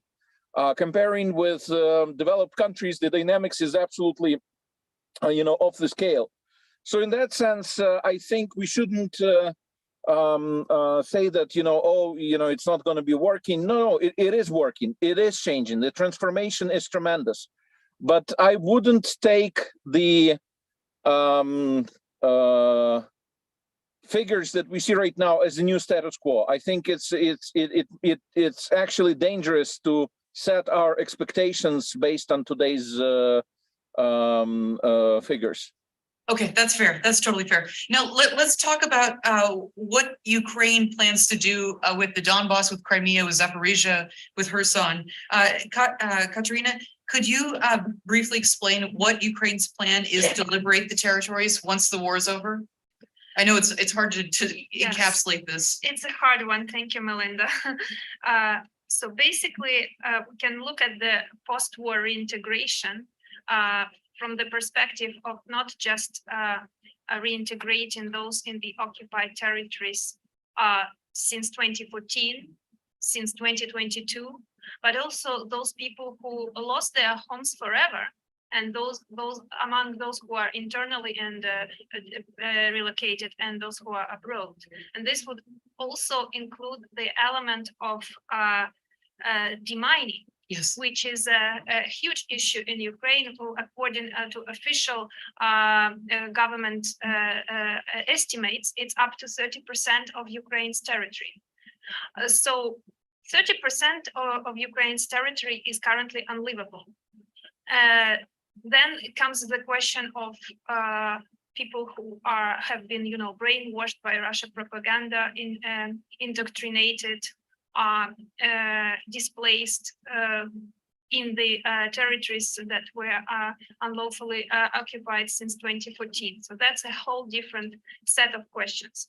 But with the all-out invasion of 2022, Ukraine had no choice but to actually put them in the equal legal box to basically every inch of Ukraine's territory, disregarding whether it was occupied earlier or later. So the official legal framework is equal for all those territories. It is in line with the legislation passed in April 2022 on amending the reintegration legislation that was in effect prior to the Russia's 2022 invasion. On Crimea, there has been quite a vibrant process based on the Crimea platform. So there was a strategy passed on Crimea deoccupation and reintegration. Last year, they passed a strategy on Crimea actually development after reintegration, which is a sort of investment strategy for Crimea. So there is a quite active work on how to be ready once the opportunity comes up to return those territories. So I would say that despite the shock of the war, Ukraine is working in a quite sober way on this direction. Obviously, there is also the scale of destruction with cities like Mariupol or Bakhmut, where again, as I said, there will be nowhere to return, even if we wanted to integrate those places.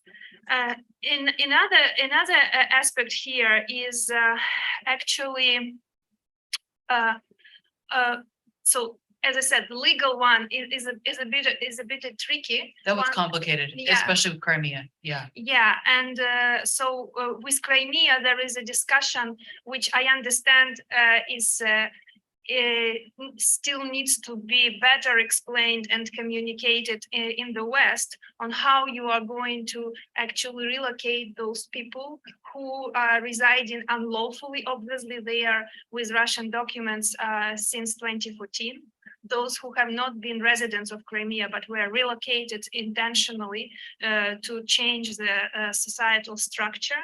So the current conversation is actually to regain status quo of 2014 in legal terms, but how that will be definitely difficult to implement. There is no such challenge for the moment in occupied territories of Donbass, but there is obviously a different challenge of collaboration. How do you legally treat this transitional justice issues? But at least there is clarity that Ukraine recognizes only two documents: birth and death certificates. And all real estate property ownership and other issues are regulated by Ukraine's legislation. Other legal acts are not considered acting. Another aspect that I wanted to raise is that with Russia's full-scale invasion, we received a very terrible, data set of atrocities. Yeah. We are learning what is the occupation pattern is like when Ukraine comes and deoccupies territories that have been only under occupation even for a few months, yeah. Like Izium with graves of hundreds of peoples, but it also provides us with information what it may look like, in what condition we may find territories after occupation since 2014. And specifically what Russians are doing next after they have committed all those murders, kidnappings, and atrocities. Next thing is indoctrination mechanism installed with bringing Russian teachers who for some reason are willing to relocate, come and teach Ukrainian children, providing school handbooks with Russian history. So all these things, they are just showing us that there will be a lot of work to do to regain Ukraine's, social cohesion with regard to those territories that were under Russia's temporary occupation. But again, drawing the line under this point, I would just put on the table also the question of addressing reintegration of people who left Ukraine with the beginning of the war, giving them economic opportunities for returning, and also obviously those who relocated, and those are over 6 million. I mean internally relocated. If to give you just a few numbers, there is quite a lot of optimism. With that, I actually was surprised when I think Lada and I were reading the same opinion polls, but I was positively surprised to learn that over 2022 to 2023, the economic outlook by many Ukrainians has improved. And for instance, they believe that they have better opportunities for finding a job or doing business currently in Ukraine than they had, for instance, in 2019 during COVID. Interesting. So This being said, there is clearly a challenge for Ukrainian government who wants those 8 million people returning from abroad. Absolutely. Is actually to provide them with equal access to these economic opportunities. Wonderful comprehensive answer. Thank you so much. Mark, can you weigh in and explain the time element? So I think Kateryna has explained why Crimea is going to be particularly difficult with the legal challenges and the Russian population that's displaced the Ukrainians. And then in the Donbass, it's going to be hard because the Russians have been there since 2014 in particular places. What about Zaporizhia and Kherson? The Russians have been there for a much shorter period of time. Once Ukraine is able to regain these territories, can Ukraine reintegrate these towns and cities in a matter of weeks and months, or does it take much longer?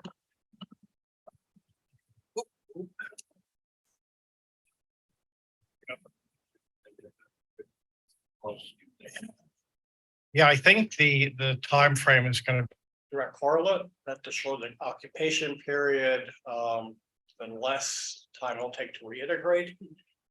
But the question goes then to how quickly can we promote economic prosperity? And I want to underline something Kateryna said, which is about demining. And let me add to it the importance of detoxifying the ground that's been polluted, or for that matter, flooded in the region, and recovering the lost lands, because we need those lands back. And why we need reintegration, we need that to promote economic prosperity, to create the public goods that government can provide or that people can provide for themselves, to create economic prosperity. One of the biggest issues we saw in Afghanistan was that there wasn't so much tribal divisions as a lack of economic prosperity, which then fed the insurgency and the violence. So to overcome that, we've got to promote economic prosperity to be easier, I believe. In that region, after we detoxified it, we demined it. One of the worst things that happened in Bosnia was the death of Princess Di, who had been pushing demining. So I can't underline that enough. And then the other part of that is repatriating the internally displaced peoples and the refugees, because there's been a brain drain, talent drain, and a labor drain, let alone the generational drain. And Russia kidnapped 300,000 Ukrainian children from the region. Those need to be repatriated just for international law purposes. So I think relative to your question, Crimea is a much longer term problem. And it's much more complicated, especially with the Russian teachers, Russian indoctrination. It doesn't take a large percentage of that population to provide a long-term security problem, which will deter investment in that region. And I think that's the other part we have to think about in these regions is companies won't invest, people won't return until there's a sense of security there. So what must we do to make sure there is a sense of one, security, no fear of outside attack by Russia again, or for that matter, by guerrillas left behind or by the Russian forces. Also, is the government going to be legitimate and be fair and be equitable to promote true and representative government within those regions? So even if you are a dissenting voice there from a, let's say, a small minority of people, so an ethnic Russian speaker who still feels some affinity to Russia due to ideological brainwashing, that you don't feel excluded. And I think about the ethnic Russians in Latvia and Estonia, who despite being ethnic Russians, still feel more loyalty to Latvia and Estonia than they do to Russia. That's kind of the goal we have to reach for, I would think, in those occupied territories. Thanks a lot. Okay, so we have two things left to do. We would love to take your questions. So if you have a question, I see one in the back.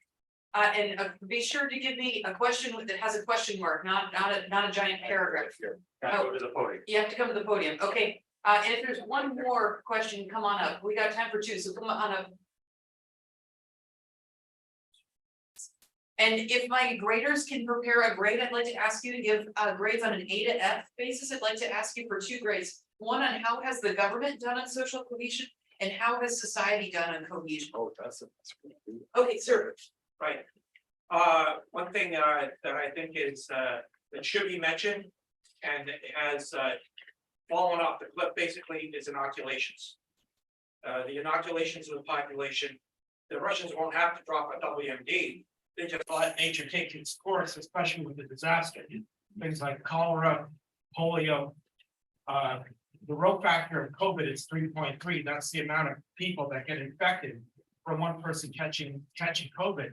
The row value for measles is 18. So you're looking at,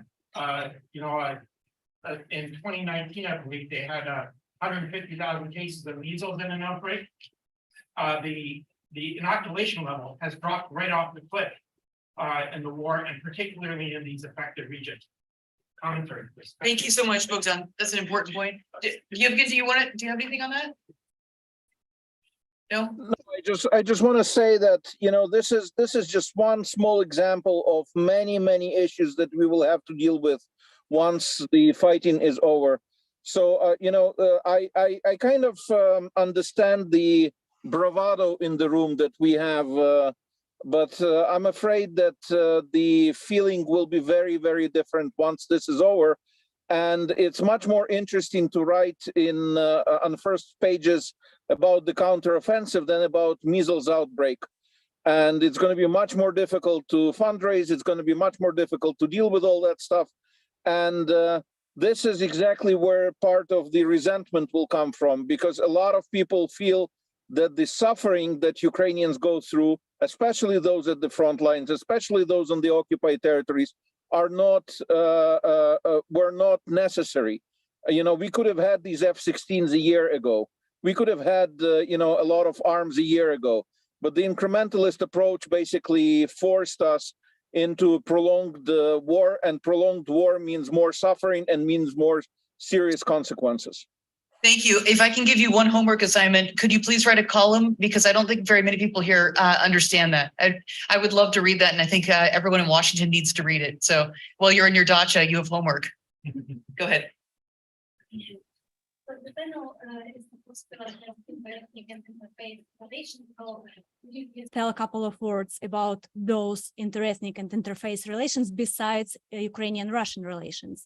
And the second question, could you please comment? Wants to comment on Oh, sorry, you can hear me. Oh, sorry. No. Oh, yeah. So just once again, I said that the panel is supposed to assess interethnic and interface relations. Could you please say a couple of words about those relations besides Ukrainian-Russian relations? And the second question, could you please comment on the results of the Venice Commission review regarding the national minorities? I mean, the Ukrainian law on national minorities, and the results were published yesterday. Thank you. Thank you so much, Hannah. I'm sorry we didn't get to the church. I had 2 questions, but we ran out of time. Yevhen, let me make it more pointed. How well are the Ukrainian Catholic and Ukrainian Orthodox churches getting along right now during the war? And is Moscow Patriarch going to be a relic of the past? That question's for you. Who can do Venice Commission? Kateryna? No? Lada can. Okay, take it away on church. I'll just say that Ukrainian Catholics and Ukrainian Orthodox are getting along well. There is no tensions on the society level. There are a little more tensions on the institutional level, but that's life. So it's not really an issue. Transit from Moscow Patriarchy into Ukrainian Orthodoxy will be an issue, but what's going to be a serious issue is actually developing the core social teaching inside the Orthodoxy. The Orthodoxy has been perverted by the state in Russia. And in that sense, it's easy for the Catholics to say that, we are believing in grassroots, we believe in subsidiarity, for instance. This is part of the social teaching of the Catholic Church. But if you ask what is the social teaching of the Orthodox Church, you don't get an answer. It's blank at this point. It's tabula rasa. And that's going to take probably some good 10, 20, 30 years, I'm afraid.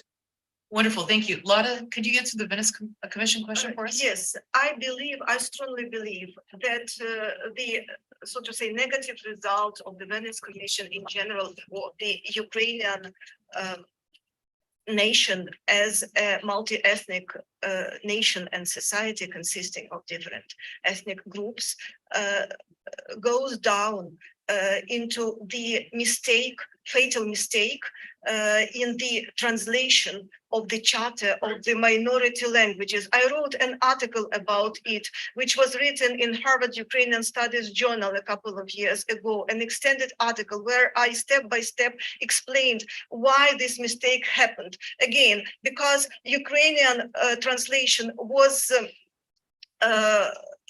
actually sampled according to the Russian translation, Хартия языком национальных меньшин, and the concept of national minorities was introduced when it should be minority language, language of the peculiar ethnic group, which is endemic, which has no other region to dwell beside this one. And this is, yes, indigenous peoples. And this is the greatest mistake, like the Gagauz and others, very unique ethnic groups. But the Russians, they translated, they did not recognize the charter in full for their own country, and never will do this for their particular reasons. But they tended to impose their own vision, their own interpretation of the charter, of the very concept of minority language. It should be literally translated into Ukrainian, as I suggested, minoritarna mova, not mova nationalnych, not mova menšin, because in this phrase, mova menšin, what is meant by the Russians? National minority. And Russians have always been national minority in Ukraine. This is where the problem arises from. Okay, so I think we can all agree that we need to do better translation, both translation. I know. Well, in translating Ukrainian reality into Washington, right? But we need to get better at all kinds of translation work. Okay, my friends, it's time to grade the government of Ukraine on social cohesion and then society. If I can start with Kateryna, the professor. Actually, I have three professors. Yeah. If I were to grade based on 2021 benchmark, I would say No, it's 2023. Okay, give me a 2023 grade. Okay, 2022 to 2023, I give A- to society and B+ to government. Okay, Lada. Society A+, perhaps, yeah, and government, well, it's B, because it simply I'm not a person to judge in various terms, but it's my emotional. Okay, Mark. Yeah, I would give government a B- only because they've been focused on the war. Not give society an A-, and that's downgraded just because I'm not sure what it'll look like after. Okay, great. Yevhen? I'd give society an A, and considering all the things, I think society deserves benefit of the doubt, but at the same time it has its own downsides, so it's an A. I'd give the government C+, and the reason I would actually give C-, but they just changed the minister. Don't give those in America anymore. they actually changed the minister of education, and they've improved significantly. Whatever Ukraine is doing in humanities, ministers of culture, former minister of education, minister of youth. In many cases, it's a palm face situation. It's just terrible. There were some people inside the government that were trying to counter this, and sometimes on deputy minister level, sometimes deeper in. But this is not the way to go. And I think Zelensky is very much responsible for this because he has created the situation where he himself runs the government. It's not the prime minister who runs the show. Great, thank you so much. Thank you, thank you. This is a wonderful panel. Please put your hands together and thank my three professors who give in. Thank you.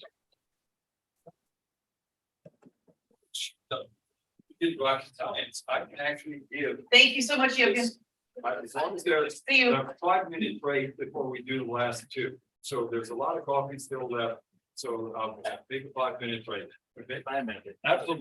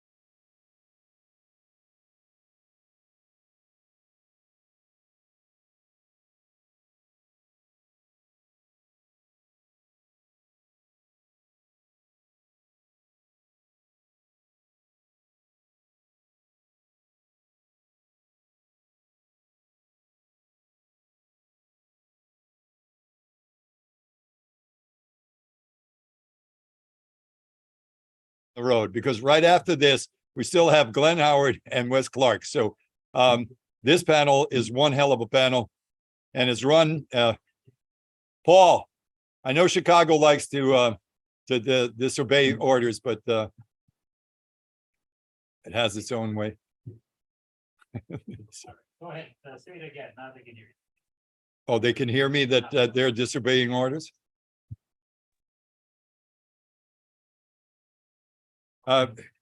AFPC, can you get some of these folks down just to get them to sit down? Thanks. The reason why I said AFPC is because I'm about to introduce one of my best friends, Herman Pirchner. He's been a mainstay of all of this for all these years. In fact, there are two of my mainstays, and they're sitting right next to each other. One was Adrian Karatnycky, and the other is Herman Pirchner. And I'd be honest with you that I would not have been able to handle this stuff with the group that we had. We assembled a nice group, but these two were our guardian angels throughout the entire time. And that is, and so I'm just happy to hear from them. And on top of it, and Janusz Bugajski and Diane Francis and Alex Motyl in one panel. That's just one hell of a panel. So Herman, it's all yours from now on. It's been a privilege to be part of these conferences over so many years. And this conference, like all others, has managed to put some new facts into my head, and it's been a lot of fun listening to those that preceded. The title of this panel is Establish Yet Forbearing National Identity. And this will lead into a lot of the topics that were raised by the previous panel, so ably moderated by Melinda. National identity in Ukraine, of course, is dramatically affected by the war. And even going back to antiquity, you find many writings about how common threats forge unity, and the more intense the threat, the deeper the impact on the culture moving forward. And certainly you have this in Ukraine, and it's likely to continue to be a factor as Russian imperialism is not going away anytime soon, and the threat will remain. But identity is forged not just by the fear, but also by aspirations. And to the extent that Ukraine aspires to European values, that will begin to play into national identity too.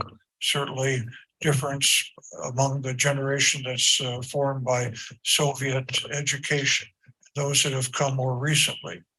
And then the last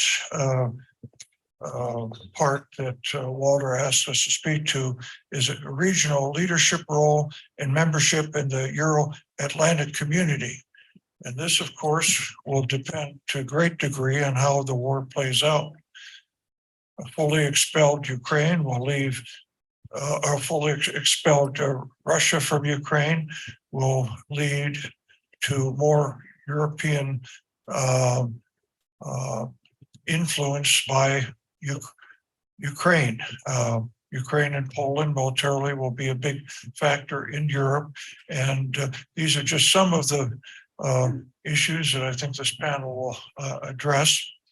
And picking up on Walter's comment, I've chaired a lot of panels over my decades in Washington, but I can't think of any where there have been 4 people that have been so prolific over so many generations. The number of books and articles and publications these 4 people on this panel have authored over the years is truly impressive. I know I read all the panelists, and I'm sure most of you have too.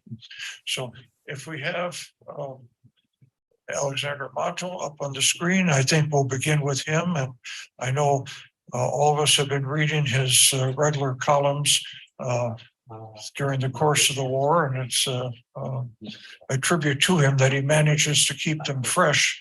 It's a big demand to turn out a quality column or columns every week. We turn the floor over to you. Thank you very much. Thank you for that introduction, and greetings to all the participants of the conference. And thank you, Dr. Zawitsky, for inviting me. It's commonplace to say that national identity is invented or imagined. And there's obviously some truth to that. It's also commonplace to say that identity is based on misinterpretations of history. And there's obviously some truth to that too. But invention and imagination only goes so far.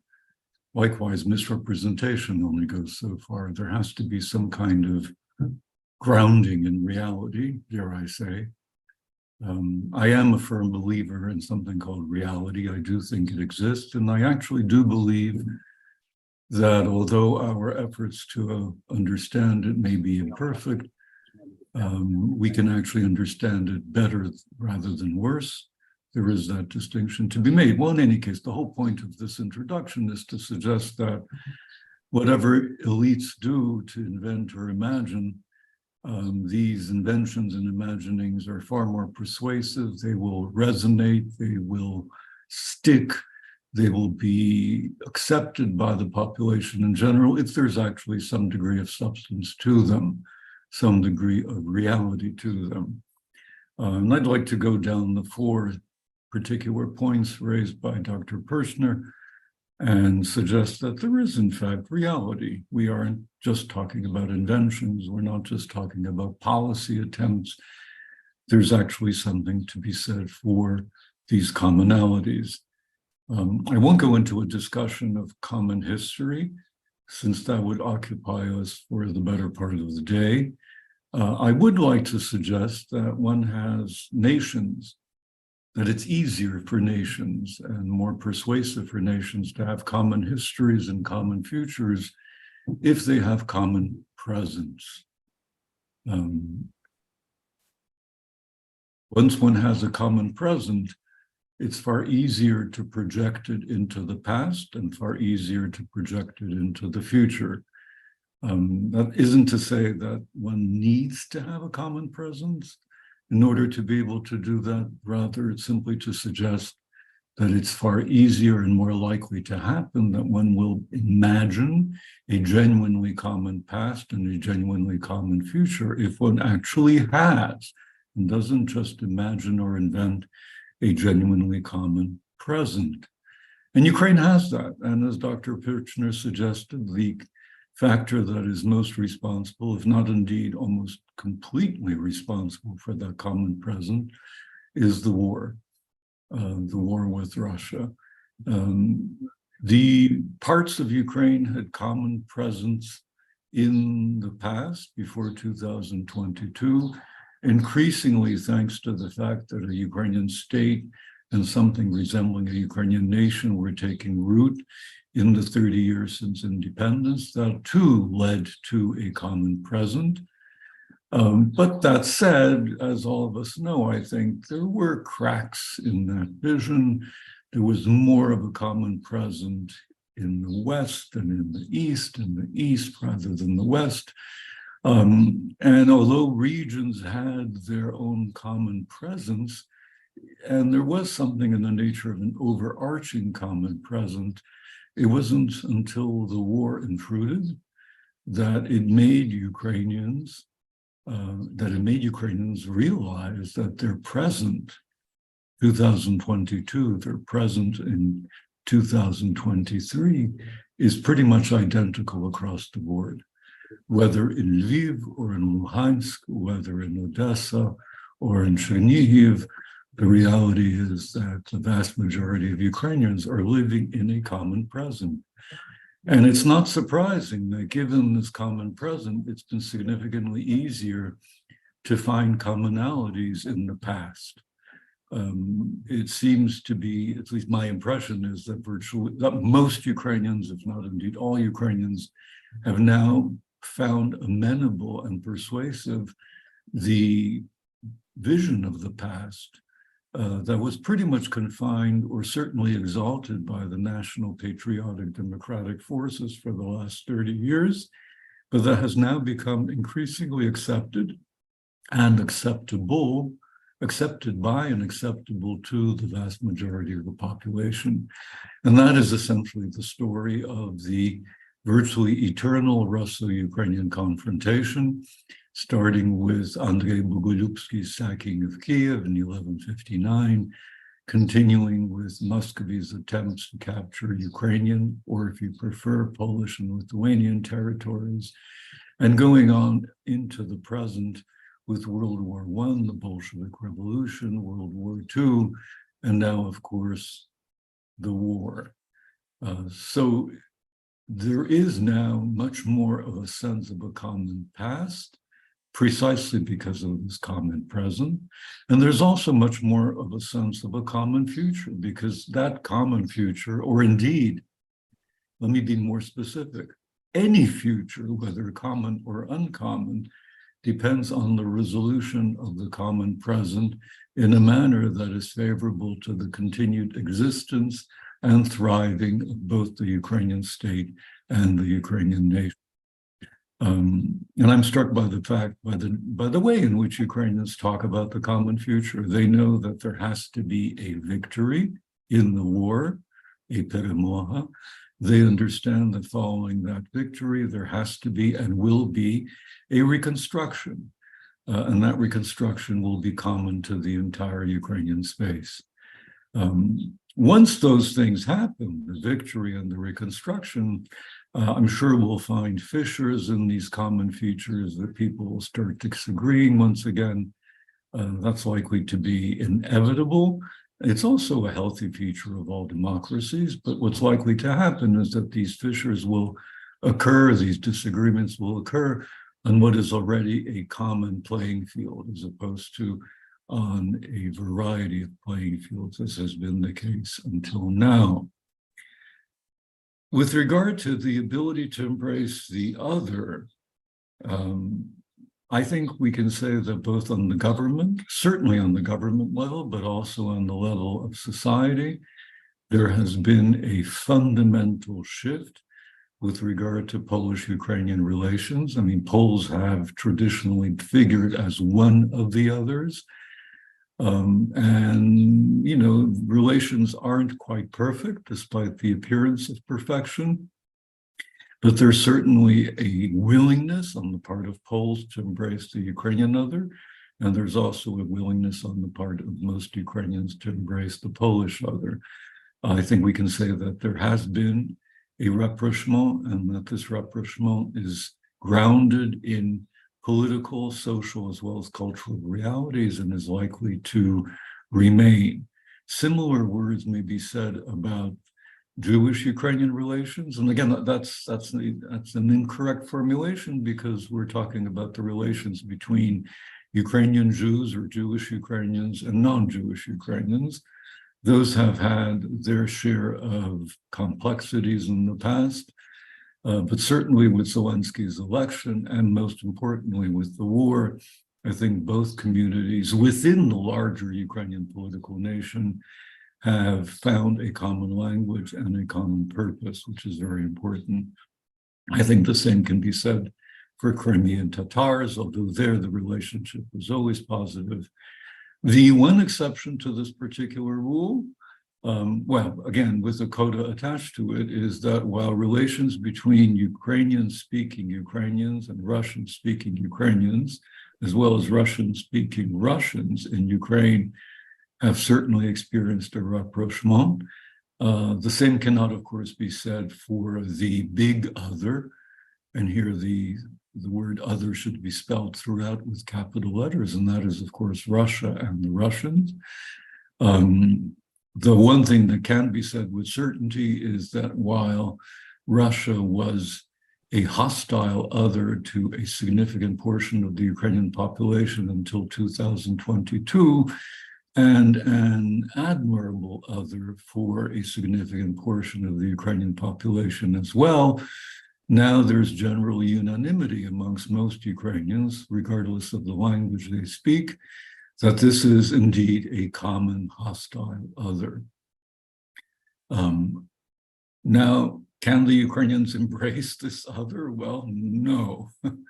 not as long as a genocidal war is taking place. I mean, there's just no way one can talk about embracing this particular other. We can certainly talk about embracing Jewish Ukrainians, Polish Ukrainians, Poles, Russian Ukrainians, and others, but that particular other will remain out of reach for Ukrainians. After all, it takes two to tango, and Russians will need to stop the war, stop the genocide, and extend a friendly hand to Ukrainians before there will be any hope of however minimal a rapprochement, however minimal an embracing of the Russian other. Regional leadership clearly has grown. I don't think there needs to be too much to be said about this. Again, Ukraine now has, and it's not only the recipient of an enormous amount of assistance, but it certainly has an army that is arguably one of the best, possibly the best in Europe. And that is a factor that will continue to play an important role in its aspirations to lead in the region. Its state institutions, its political institutions have weathered the storm. They're hardly perfect, but they've shown that they are, in fact, resilient. The Ukrainian state was supposed to fall apart on June 24th. Quite the opposite has happened. If anything, it's consolidated. Final point, and then I'll pass on the baton, is regarding membership in the Euro-Atlantic community.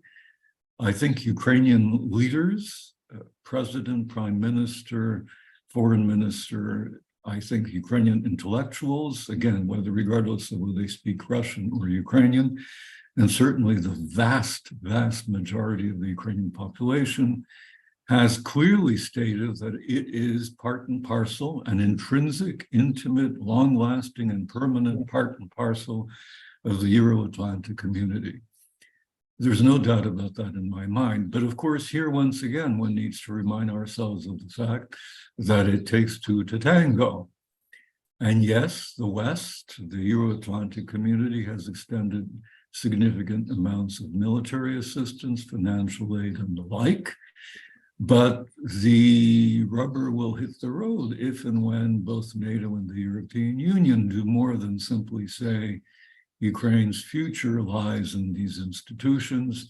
They have to say, and are perhaps on the way to saying, that Ukraine's present, or if not present, its very near future lies within these institutions, which is another way of saying that something like a roadmap needs to be set up and has to consist of concrete dates and times and conditions so that Ukrainian desire to assimilate into and become members of the Euro-Atlantic community aren't just vague aspirations that are supported by the West and Ukraine, but actually have some concrete substance. I'll end on that. Thank you for your attention.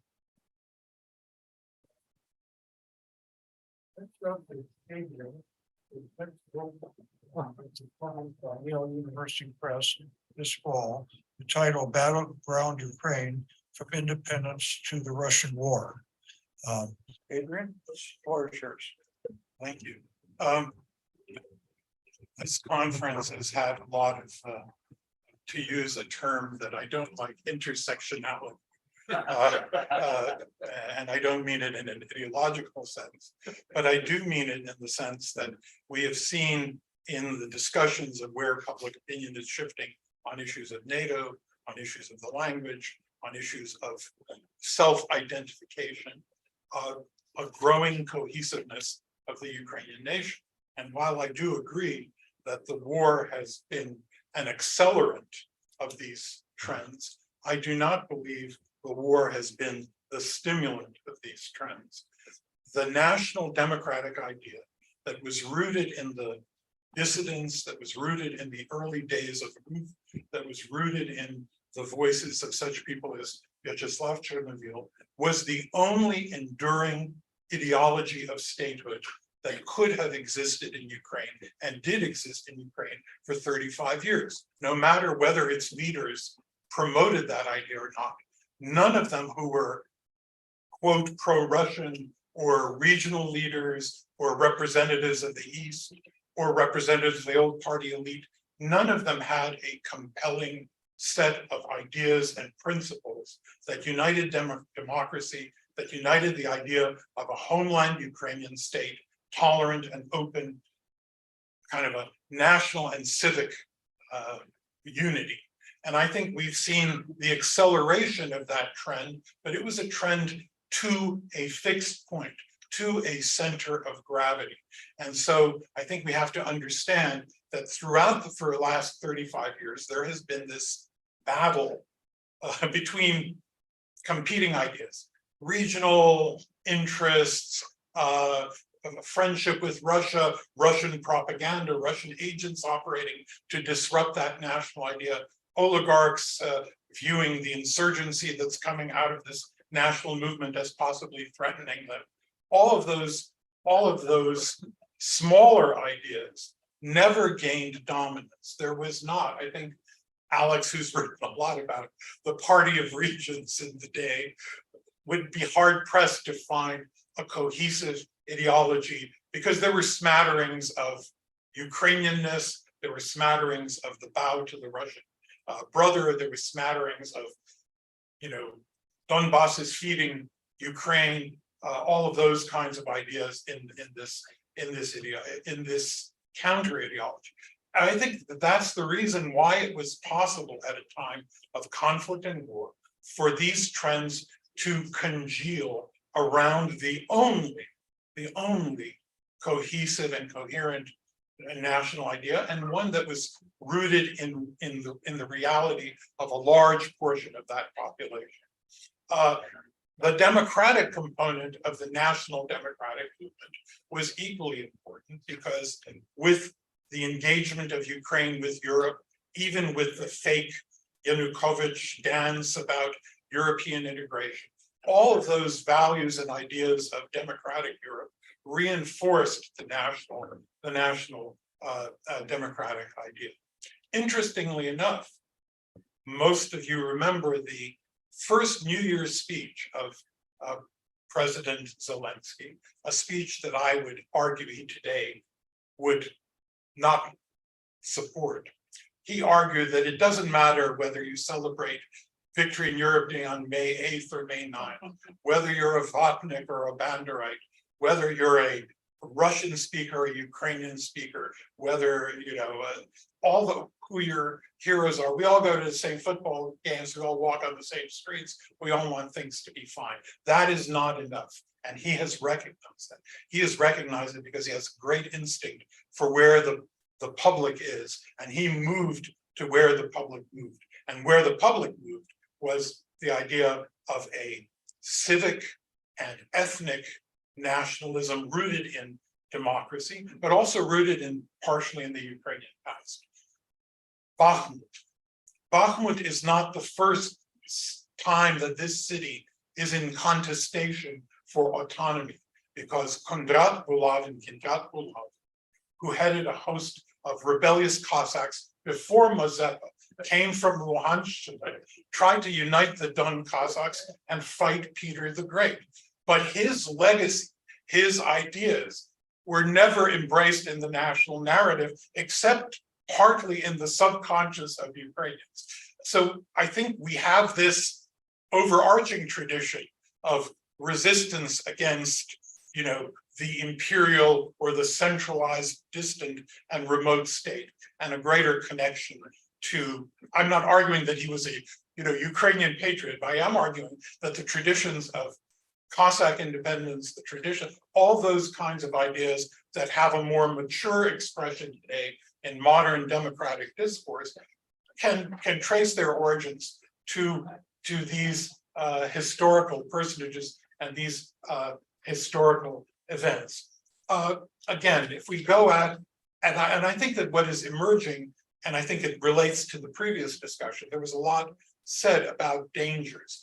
I believe that this cohesive national unity is not in danger.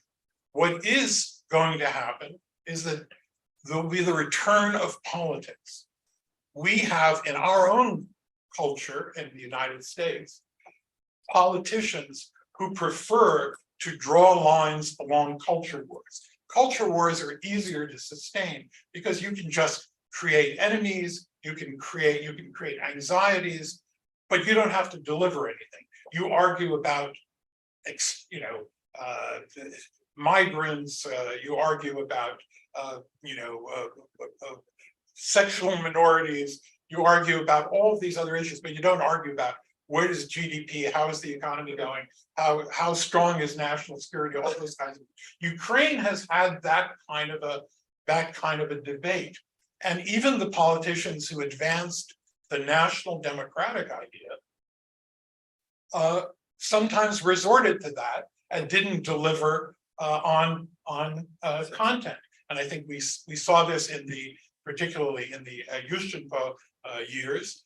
But it's very interesting that now retrospectively, apart from all the trends of people speaking more Ukrainian, saying it's their native language. I mean, 55% of people in the South say that Ukrainian is their native language, and similar numbers say that they're speaking Ukrainian at home, which is probably as not a lasting trend.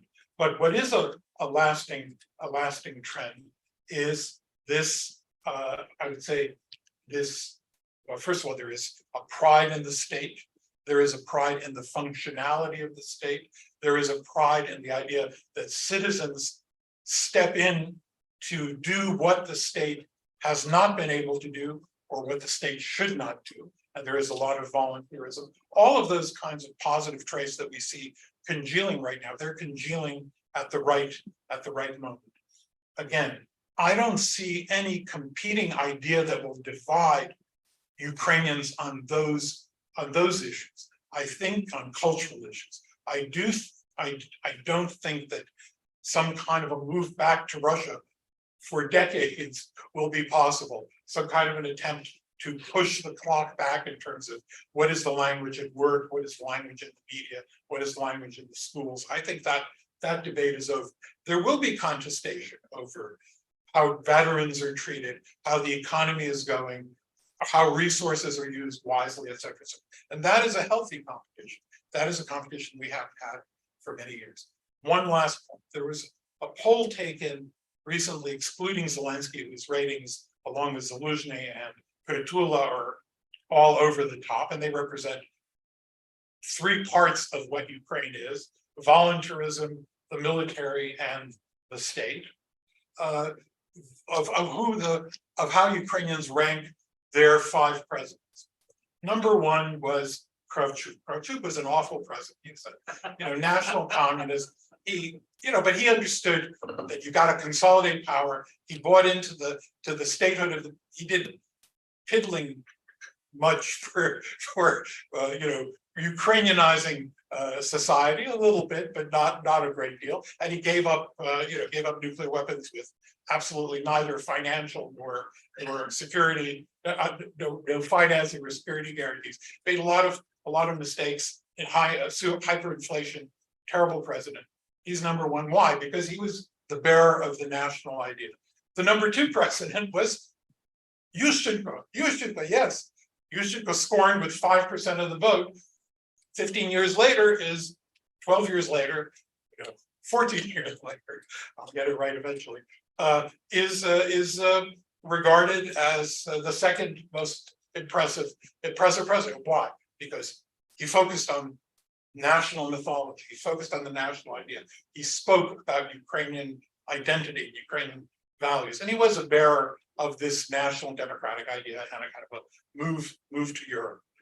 Not in a very sophisticated way, but in a way that the public remembers. So I think this is kind of emblematic of where Ukraine's values are, where Ukraine has turned. And so to sort of motivate the grade, is there a common sense of history? Well, to the extent that people know their history, yes, there is. Is there a common idea of the future? Not so much, except in the sense of democratic principles and a belief in this united national identity. Is there an ability to embrace the other? Well, yes and no. There's an ability to embrace people who are patriotic, who support the country, who work for the country's betterment, I think then the other who participates in that process is not the other. He is simply a Ukrainian.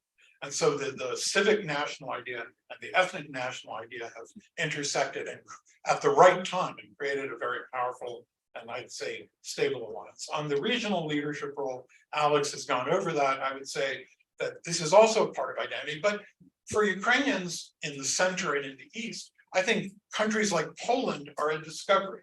They fled the east thinking that many of them in the past that Russians were their natural friends and allies and brotherly nations. And here they're embraced, many Russian speakers as well, who from the east who came into Poland, they're embraced as brothers. They're integrated into the society. They're treated with respect.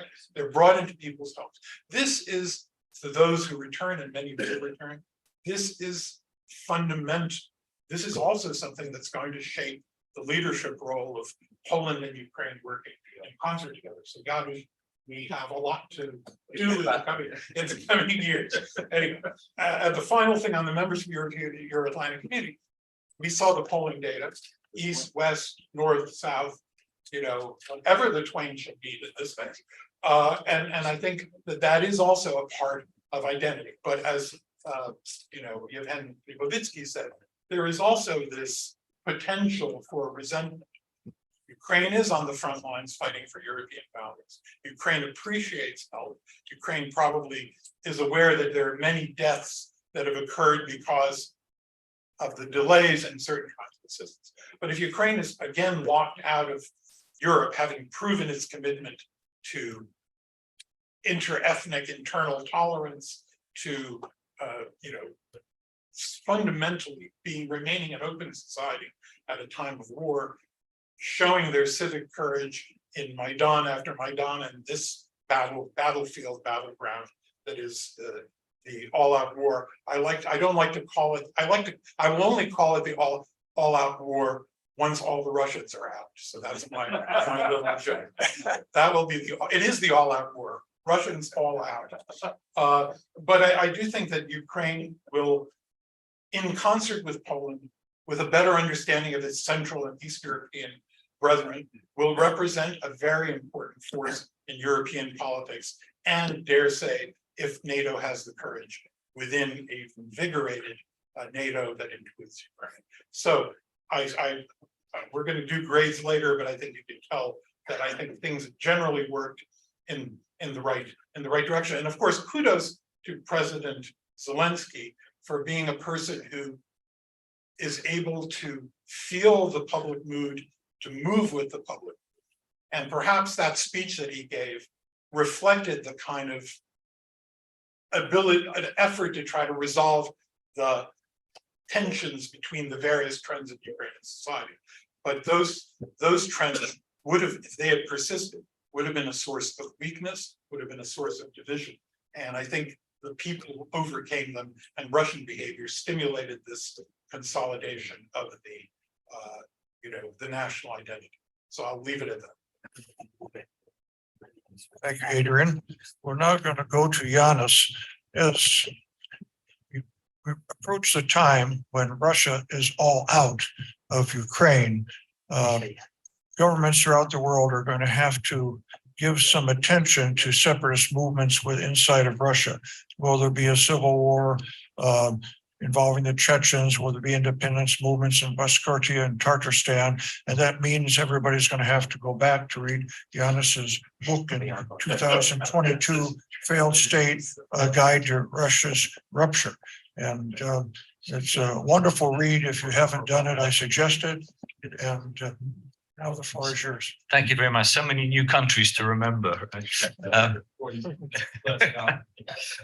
Well, first of all, thank you, Walter, again for organising. It's become a tradition. You know, I feel I always have to be here, and it's always enjoyable. And thank you, Herman, for chairing. Thank you all for staying as well, even though it's 5 o'clock already. I promised to be brief. let me also promote my book. I spent over a week in Ukraine a few weeks ago in promoting my new book. It's a new book. It's a book on Russia's rupture. It's not that new anymore, but the Ukrainian translation is fairly new. So I went around several Ukrainian cities in bookstores and universities and so on to help promote. For those of you that want to read it in Ukrainian, it's available on arc.ua. And I had the opportunity, I'm not going to talk about Russia here. I had the opportunity to talk to Ukrainian scholars and civic activists on the process of de-imperialization and de-Russification and the rebuilding, strengthening of Ukrainian national identity. So let me make 4 points in reference to the subject of Ukrainian national identity. First, rediscovering and re-embedding Ukrainian identity inevitably involves a process of linguistic, historical, and cultural de-Russification. I've sometimes used the term by mistake, de-crucification, but it's de-Russification. De-imperializing governing institutions and state bodies is also a process, but it is less time-consuming and it's less intricate than confronting this broad array of imperial impositions, many of which have been accepted over the generations as normal and natural. Language, vocabulary, education, literature, monuments, museums, libraries, art, music, and other cultural implements are in the process of transformation and rediscovery as Ukrainian. Ukrainians are developing, I would say, a strong sense that their history and their future are now part of a common national mission.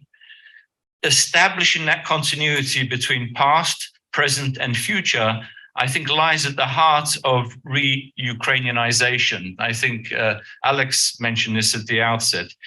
Shedding the imperial heritage, which has so deeply impregnated and distorted Ukrainian identity, history, culture, and literature, will be a mission for several decades, but it has no reversals, given the mass resistance against intensified Muscovite attempts to eradicate Ukrainian identity, which we are seeing before our eyes each day. My second point, de-Russification should not mean bans on the Russian language, particularly as many Ukrainians speak Russian, many still speak Russian as their first language. This is what they learned. This would be self-defeating. I believe most Ukrainian officials, educators, scholars, and civil society activists understand the difference between de-imperializing Ukrainian identity and language and placing any onerous restrictions on the use of Russian. Ukrainian is the state language, and Russian will always be secondary, just like English or German, or maybe even tertiary. Ukrainian vocabulary and linguistic constructs may also need to be closely studied for their Muscovite impregnations, impositions, and biases. One important task for the state, and I think this was mentioned in the previous panel, and for civic society, as Ukrainian lands are liberated, especially Crimea, is how to reintegrate those ethnic Russians or primary Russian speakers back into the Ukrainian nation, into the Ukrainian political system and national culture, without alienating them and creating new ethnic tensions, which of course will be exploited by Moscow if it still exists. I'm not talking about the collaborators or the new settlers, but the majority of longtime Crimeans who simply tried to get on with their lives during Moscow's occupation, and many may now fear reprisals as Kiev regains the peninsula. And of course, the Russian propaganda is going to, as they lose the war, as they lose territory, that's the message they're going to be sending. Ukrainians, the Banderites are back here again to persecute you and worse. So I think this is going to be, Walter, a valuable subject for a future conference, actually, the reintegration of not just the political and military security and all the other integration that we're talking about, but cultural integration, identity integration, historic integration. It's going to be a huge challenge. Third point, and here I think I view Ukraine globally, not just locally, not just dealing with Ukraine, but beyond. Ukrainians must become more active internationally on the anti-imperialist and anti-colonial front. You know, this is something that the Moscow has tried to stress as they're losing support in the West, the sort of, what is it, the global South. What is that old saying? The winners write the history. I would add a second component in the case of Imperial Russia. The losers have their real history exposed. Ukrainian victory in war will also mean greater international attention to the country's distinct history and identity, and the Ruski prism will be revealed as a perpetual forgery. The international components of unearthing Russian imperialism is well in line with traditional decolonization movements in Africa and Asia, and also the anti-racist and anti-imperialist movements in Europe and the United States, North America. Don't want to leave out Canada. Unfortunately, much of Western academia and policy networks of Russia specialists are impregnated with Russophilia at the cost of blindness to how Moscow gained, absorbed, and Russified its dominions. Making the world more aware of Ukrainian culture, history, literature, and traditions will open up the terrain to similar discoveries of distinct nations and identities in Russia's current inner empire. This will be facilitated by Ukraine's military success and its full national liberation, and must be furthered by academics, writers, students, and other producers of knowledge and meaning. And this leads me to the last point, the fourth point. In terms of outreach and Ukraine's regional role, I believe Ukraine can also be at the forefront of de-Russifying and de-imperializing subject nations and regions within the Russian Federation itself, as they reach towards self-determination and in some cases independence. This will provide, I think, plenty of exciting and rewarding work for the next generation. One important theme will be to examine how Russia, in quotation marks, has constructed its identity based on centuries of cultural, territorial, political, economic, religious, and linguistic appropriation of both Slavic and non-Slavic populations. Russia's republics and regions have distinct histories, and their identities will be cultivated and must be cultivated to escape from the exploiting Muscovite colonial metropolis. So as Ukraine wins the war, it must also win the peace.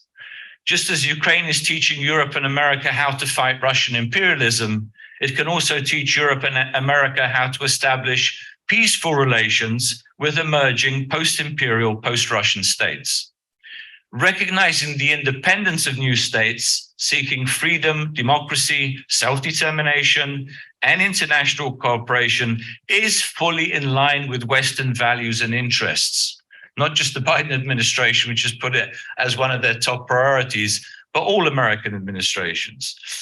I published a piece a few weeks ago, back to what Adrian was saying, Polish-Ukrainian cooperation. I published a piece a few weeks ago in National Interest on what I call Polish-Ukrainian neo-Prometheism, and how the two countries can work together, not only to help dismantle the imperial state that is Russia, which has also tried to destroy both nations for many generations, but also to help other nations realize that they too can achieve a more peaceful and prosperous future outside of the failed empire.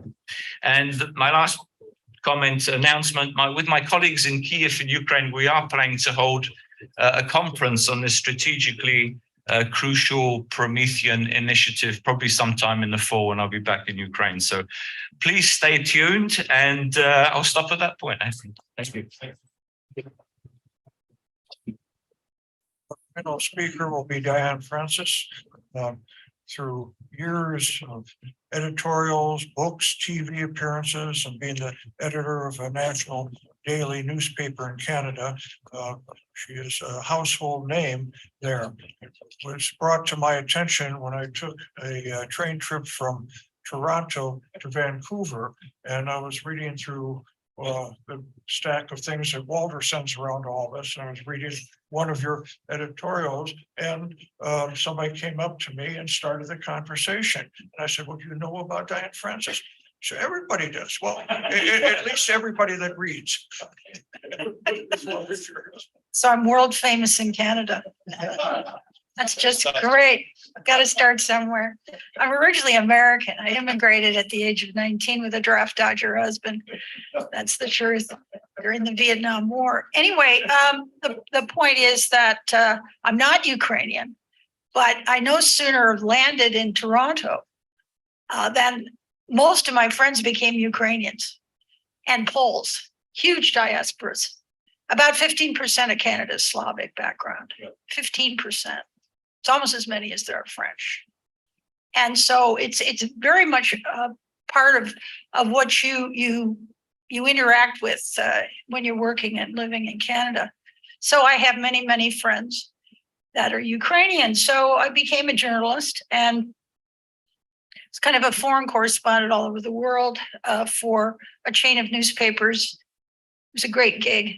And in about 1991, when the independence drumbeat started in Ukraine, of course, I was hearing about this through my friends, my Ukrainian Canadian friends, and they were getting very excited about it.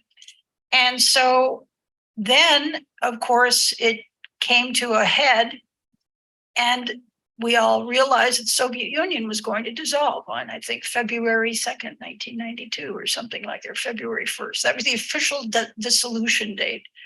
So my publisher said, take a photographer, go all over the Soviet Union for as long as you want, all expenses covered, and tell Canadians what's going on. This is one of the biggest historic events in history. Well, my first stop was Ukraine because I had friends there. I had some knowledge about it. I was interested in it. I really liked Ukrainians. I liked their values. I liked their culture. And so I went with a friend who was a lawyer. He was able to get me the first interview of any Westerner of Kravchuk, the first president of a newly independent Ukraine. Very nice man. And so I did that, and he translated for me. And I had about 2 hours with Kravchuk, as I say, gentle kind of soul, well-meaning, absolutely clueless about what was going to happen. And after the interview, I said to my friend Bob, we've got to do something. I said, they're orphans. They're not with Russians. They're not in Europe. They have no knowledge of this government, no knowledge of free enterprise or geopolitics or democracy. So we've got to do something. So Bob and I founded the Canadian-Ukrainian Chamber of Commerce in April 1992. We did a lot of trade missions and, of course, a lot of horror stories. Many of us went back and invested, and because nothing had really been fixed properly by Kravchuk, and then, of course, his successor, who was vile, Kuchma, and Kuchma turned Ukraine at that point into the Russian model by carving up the country and giving pieces, the most valuable pieces, to 5 cronies, including his son-in-law, who's still a major oligarch, and just stole the country out from under the people, cracked down on media. Media were disappearing, journalists were being killed. Little newspaper a friend of mine had started, and I, in Kyiv, a financial newspaper in 1995. It was actually making a little money after 8 months. It was just stolen from us one day by an oligarch. Guy came in with baseball bats, his thugs, and just took everything. And so I didn't go back. It was frankly, it was dangerous to be a journalist and an investor. And as much as I love the place, I did not go back until the Orange Revolution. And my friend said, come see, there's a pulse. It can happen. And I went, and that really turned me on to Ukraine's possibilities again. So I got involved in writing about it and helping people, do trade missions and try and figure out how to help them, teach them how to do business and so on. Of course, you don't have to teach a Ukrainian how to do business. They're very, very smart.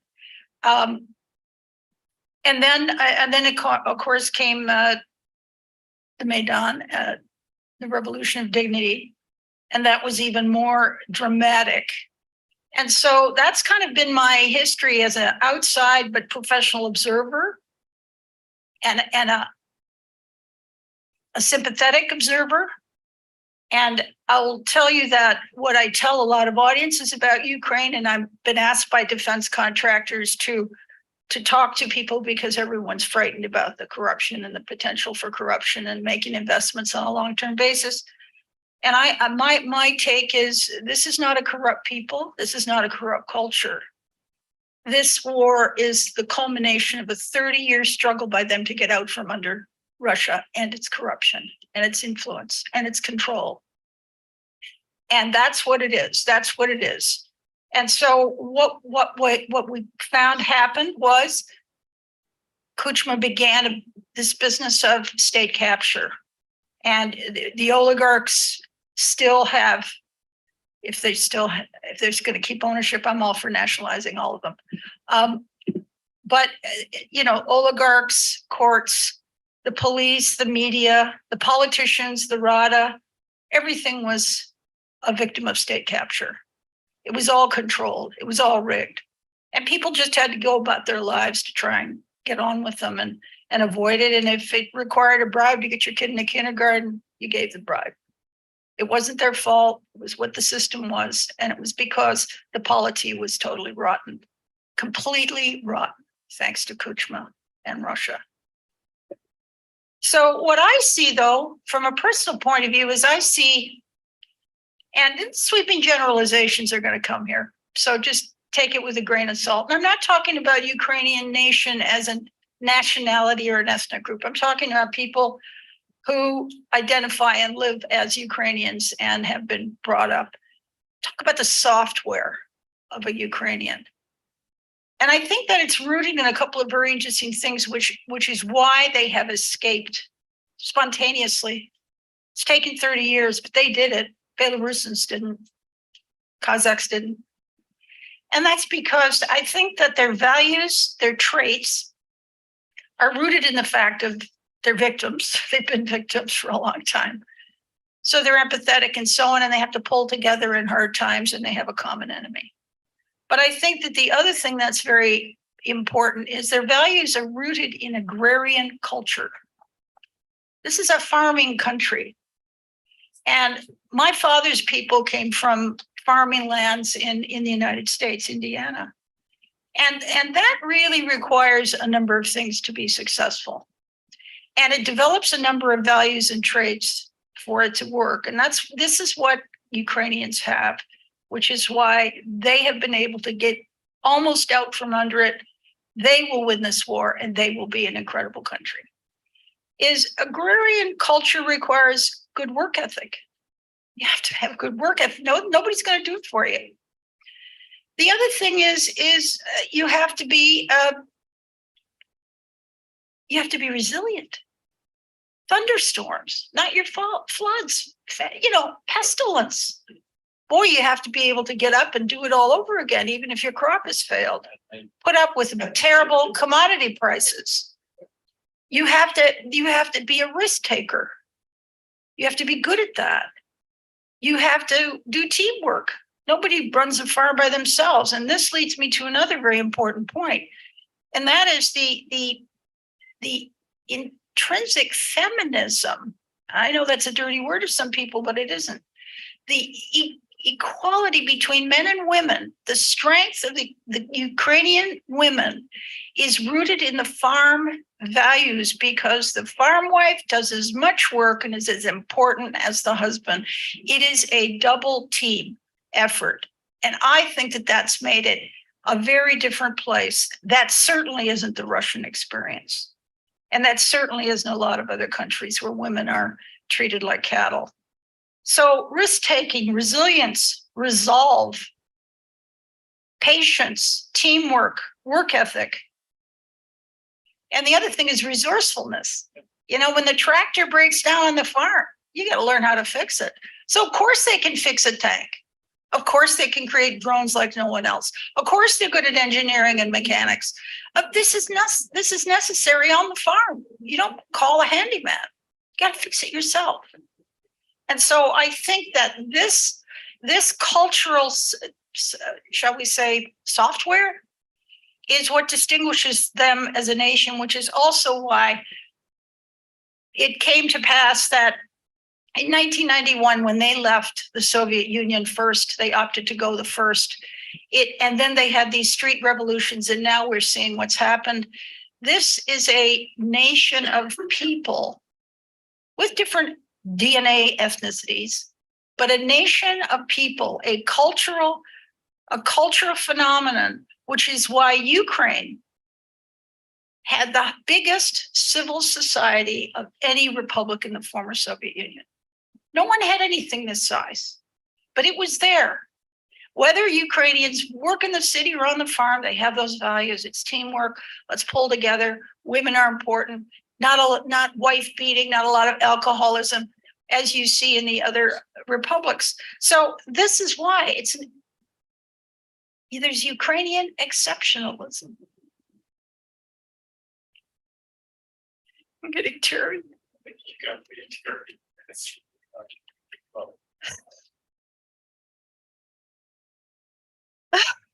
So this is why Europe needs Ukraine more than Ukraine needs Europe. And the West too. Because what Ukraine will bring with it once this is over is a Silicon Valley they don't have now. Is a work ethic the Europeans don't have now. Is energy self-sufficiency because they've got more gas around Crimea than Oman. And they will develop it. A military industrial complex that could rival the Americans. And manufacturing expertise and engineering powerhouse. Europe will be as important as the United States and as significant economically with Ukraine, because that's what Ukraine is. Thank you.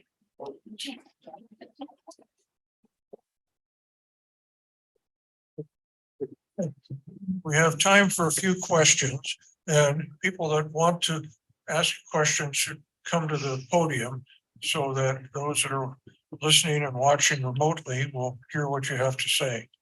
So.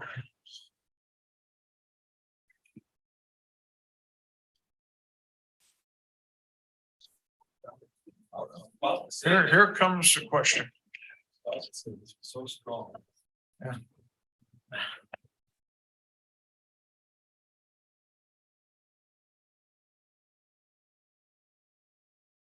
I'm sorry, Diane, my wife would be proud of me. I didn't cry when I was speaking.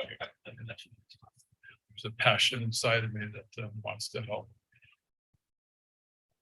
I can't agree more that Ukraine will offer more to us than what we can offer to them in the end. I think they'll make us a better people. Being married to Ukrainian and seeing the work ethic and the dedication that they have. I'd ask for a question.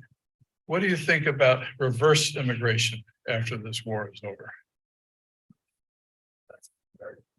Because in Poland, it was significant. When I lived in Poland in the 90s, a lot of Polish Americans came back to live in Poland. What do we think about Ukrainian Canadians or Ukrainian Americans coming back to Ukraine? Well, I think it's a great idea. It's worked even in places like Hungary, which aren't very desirable to live in. It's usually a ticket to get into Europe too, and the Irish have taken advantage of it. But the diaspora, that would be quite an amazing thing. Although, because yeah, absolutely. And I don't know the number. In Canada, we have now. This goes back to the 19th century. The first wave of immigration was the early 20th century before the Russian Revolution, and then the 30s, and then the Second World War. But there's about 4 million, and I think that there's many. How many are in the United States? A couple million. Yeah, I think it's a great idea, and I think it's an industrial strategy. Let me tell you a very brief personal story. When I was in Ukraine, I visited the village that my parents, my family from Western Ukraine were deported from to Siberia by the Soviets. And Volodya, the guy who was showing me around the village, it's very small, it's about 300 something people. At first he thought, God, it's just another American wants to look around, you go and disappear. I was interested in everything. So at the end, he didn't want to let me go. So I said to him, Volodya, I may end up retiring here. And his face lit up and he hugged me. I got it on pictures and so on. But I mentioned it when I came back. It's not such an outlandish idea. It's a beautiful country. The food is phenomenal. It's the food I grew up on. It's close to everywhere if you want to travel. It's peaceful. And you get to a point in your life when you want peace. Plus, it's also going to be victorious. This is the place where the beast was slaughtered. So I want to be there. Anybody else want to weigh in? Well, could I make a brief comment? I have just one moment. Nice to meet a Canadian in Washington. Thank you very much for that. My name is Steve Ostapchuk. I'm a liaison person in Canada with we don't like to call them refugees. We call them newcomers in Canada. And with the relationships that we've already established, I work for the Ukrainian Catholic Church. From Manitoba to Newfoundland, we have over 100,000 Ukrainian newcomers. And the majority of them, I would say over 90%, have all expressed their interest and desire to return home. So in regards to the question about reverse repatriation, for lack of a better word, I don't think there's going to be a big issue of Ukrainians being gone out of the diaspora. That being said, the Ukrainian diaspora has been an absolutely amazing regeneration and reinvigoration since the post-war years by having these newcomers come to Canada. And I'm pretty, I'm pretty certain that reality of people wanting to go back will be just as strong here in the US as it is in Canada. Thank you. Herman, I think Alex wanted to say.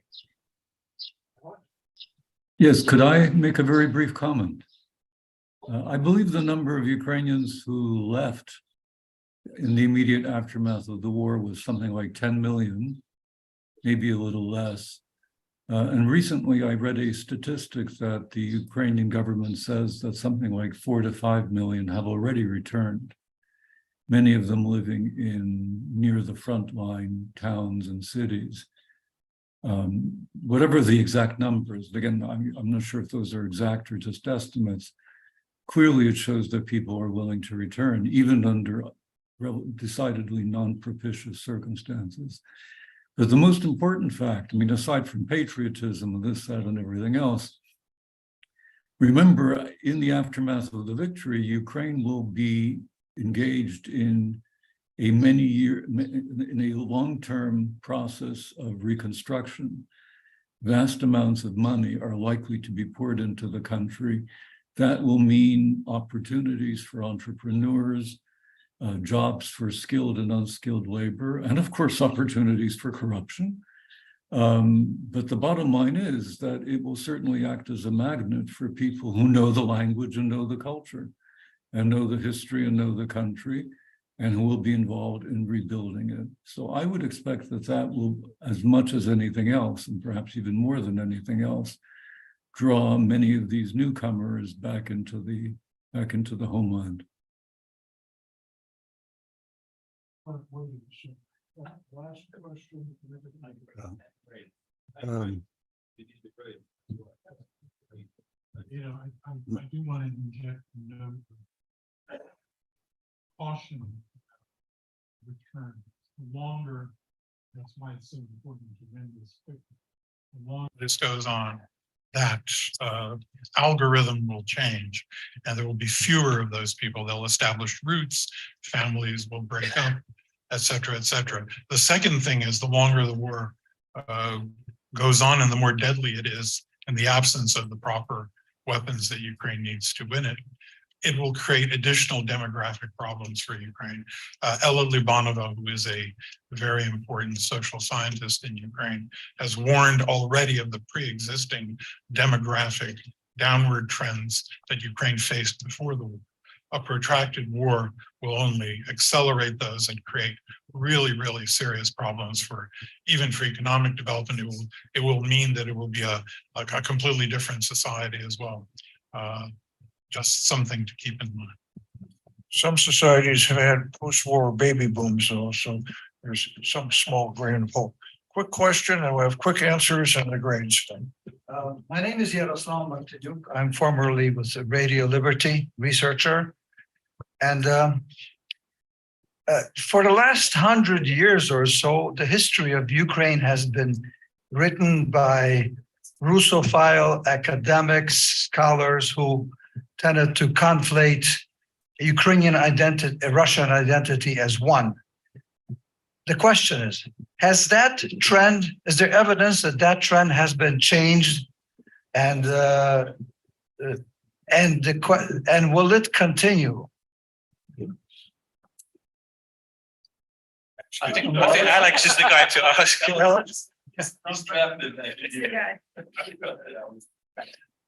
Well, my impression, again, I haven't done a study of this, but in disciplines such as political science, which is the one I happen to be at home in, it's unquestionably the case that there is a deep and general appreciation of the distinction between Ukraine and Russia.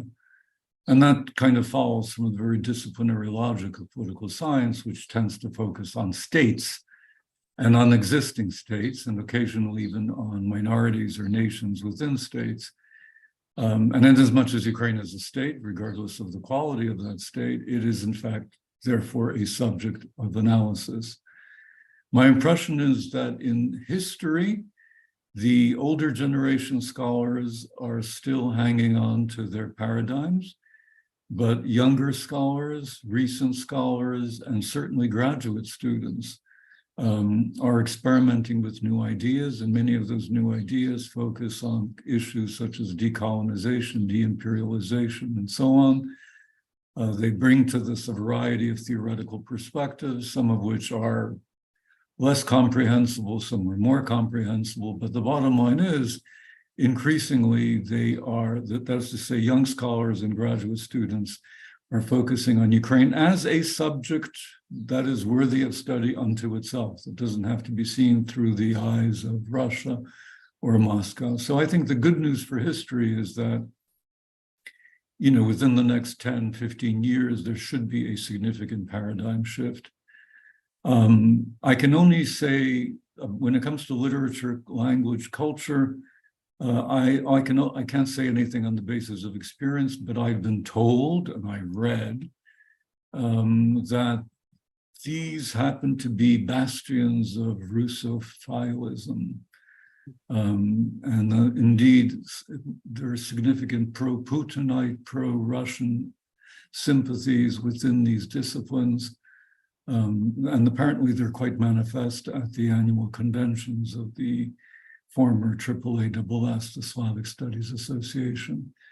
There too, I would imagine younger scholars are more open to alternative views of ways of looking at things. But I can't say that for sure. All I can say is that I've heard that that's the case. In general, so in as much as much of the field is determined by what happens in history and political science, for better or for worse, I'd say that the news is relatively good and was likely to be better within the next 10 or so years. You're talking, do you want to begin by giving the grade? Great. Would you like to give your grade now?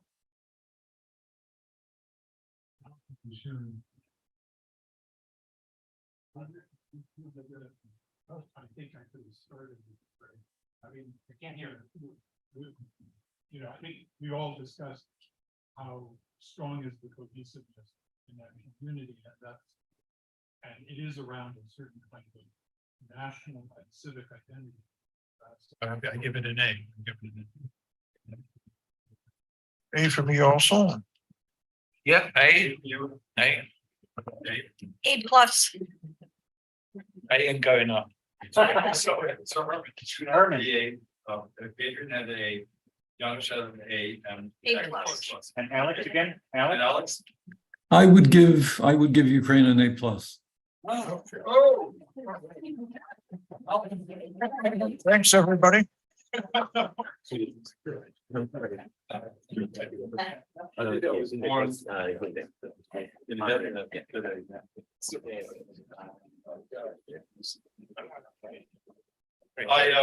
had promised everybody that they would, if they stayed through the entire process, that they would get 6 of the finest panels of all time. This is the University Club, and I give everybody a PhD because they've just gone through 6 very intense courses with some of the finest minds in the world, not just in the United States. And you know, I don't know if there's a way to top it. And I don't think that that Glen and Wes Clark will try, you know, to overtop it. But I must say that it's a nice way to finish it. So I wanted to thank Herman. I wanted to thank Adrian. I wanted to thank Alex and Diane and Janusz, all good friends. But now I'm going to be inviting 2 more good friends to sort of top it off for all of us on a very important question: why Ukraine still matters to the world. Glen, would you like to take it over? And I think General Clark is on. He's on. Yeah. Okay.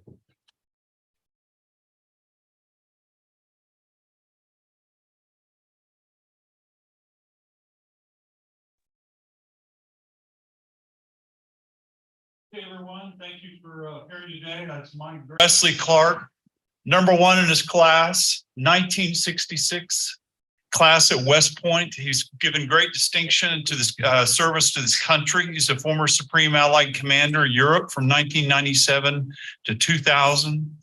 And since 2014, he's been regularly traveling to Ukraine, going there with Phil Carver. And so he comes as someone that knows a lot about Ukraine, understands the strategic situation, more importantly, understands what all the X's and O's that we see aligned in the Southern offensive and this great undertaking that Ukraine is attempting to regain its part of its country at a time when we see all this news and all this information about assault formations, Leopard 2 tanks, Abrams tanks. We see reports about all these formations moving forward in an attempt to move. And so it's my great honor then to turn the floor over to General Clark. Sir, thank you for appearing at this great event with all these people and kind of share what you see and perceive as a situation now unfolding in Ukraine. Well, Glen, thanks very much, and thanks for the kind introduction, and thanks for what you've done with the Jamestown Institute and the updates you give and your personal insights is very good. And Walter, thanks very much for inviting me to be here. Sorry I couldn't be there in person. I thought we were going to have a dialogue, so I don't want to get too far in front of the headlights here. But let me talk about first the military situation. So I think the United States has done a fair job providing military equipment to Ukraine. Certainly the United States has done more than anybody else. But we didn't have the kind of spare items or the production capacity to provide Ukraine everything it needed. And there's been foot dragging on getting stuff there in a timely fashion. I see no excuse for not having Abrams tanks there, been in scores of them, but maybe there's things I don't know. But nevertheless, I think we've got some very well-trained Ukrainian brigades, especially the ones that went through U.S. Army training. I'm pretty confident in that. I know how they've been trained. I know the people who do the training. Many of them worked for me and came up under the training I gave. But this is very early to make any assessment at all. This is going to be a long, tough fight until it isn't. And let me describe how I see the battle coming. First of all, it's a strategic battle. The right analogy is not, let's say, D-Day. Although if you look at D-Day as the analogy, sure, there was a big decision made, and General Eisenhower was afraid that if he launched the invasion, the troops would be thrown back. In 1943, there was a stumbling and attempted invasion at Deep. And the invading force was thrown back by the Germans. It was a disaster. So there was some chance of that, but the Allied invasion was very well planned. It got ashore and then it got stalled. And it took from the 6th of July until from the 6th of June until the 20th of July to really break open. And that was done by a massive combination of air power and strategic bombers used in a tactical phase at a place called St. Lo, where they just obliterated the German defense. And then there was a rush across France that was a lot of premature celebration, and then it stopped because it turned out the German defense was pretty tough. D-Day is not the right analogy. The right analogy is Kursk. The Russians set up a huge defensive array. The Germans attacked to cut off the salient. They came in from the south. They came in with strong power. The battle was delayed. The start of the battle was delayed, and they chugged away at it for many days until finally the Allies invaded Sicily and Hitler called it off. It's usually looked at as a big victory for the Russians, but in fact, it wasn't. The Russian losses were about 3 times the German losses, and the Germans simply called off the battle. And that was the end of German offensives in World War II on the Eastern Front because of the Allies attacking in Western Europe. That's the right analogy. And it was a slugfest. And this was with weapons that were able to shoot accurately 800 meters or so. This was with no drones. This was with limited overhead reconnaissance. This was with a fluid front in which it was more difficult to prepare obstacles than what the Russians have. So now you're in a battlefield that's 600 miles north-south. It's been fairly well prepared. And we're asking the Ukrainian forces to undertake a counteroffensive to punch a hole in it, circle around behind the fixed defensive lines and annihilate the enemy and take back terrain. It's a really, really tough challenge that they've got. I keep hearing about 9 brigades, and I'm glad to hear about the 9 brigades, but this is not a brigade level fight. This is a top echelon fight. The brigades are only the fingers on the hand, and it's got to have the hand, the arm, the shoulder, and the head behind it. We haven't seen all that exposed yet. So let me describe a little bit about what I think the defense looks like, and then how I think it could unfold. So first of all, by Soviet defensive doctrine, and this is still a defensive doctrine of the Russian army, you set up a defense with a security zone, a main defensive belt, and then a second defensive belt. The distances between the belts are variable depending on the terrain and the desired objectives. It could be 5 kilometers, could be 15 kilometers, could be 25 kilometers between each zone. The defenses, especially in the security zone, will be comprised of obstacles, direct fire weapons, and the ability to bring indirect fire into what they call fire sacks, what in the American lexicon we would call a killing zone. They would want to trap and hold a force in a fire sack, and then with indirect and direct fires from tanks, anti-tank missiles, anti-tank guns, and now drones and so forth, maybe aircraft, destroy that force while it's fixed. Purpose of the security zone is to identify the location of the main attack, to attrit and destroy enemy forces, if possible, to defeat an attack before it ever gets any further, and to provide lessons and warning and indications, intelligence about what the main attack will consist of.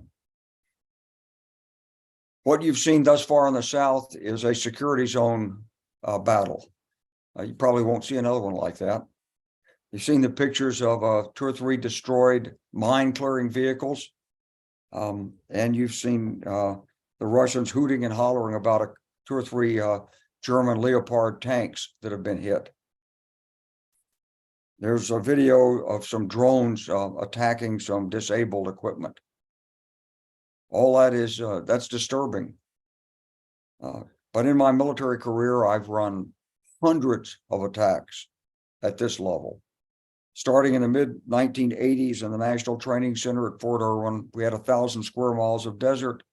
We had an instrumented opposing force trained in Soviet motorized rifle regiment tactics. We brought out the Blue Force from Fort Carson, Fort Hood, Fort Stewart, all of the places in the United States, and we let them test their skills against this trained, battle-hardened opposing force.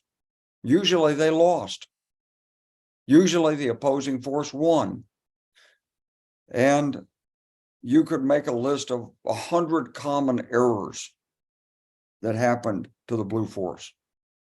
And this is after they had studied and prepared for 6 months or more to go into the battlefield. We did this 14 brigades a year, starting in the mid-1980s.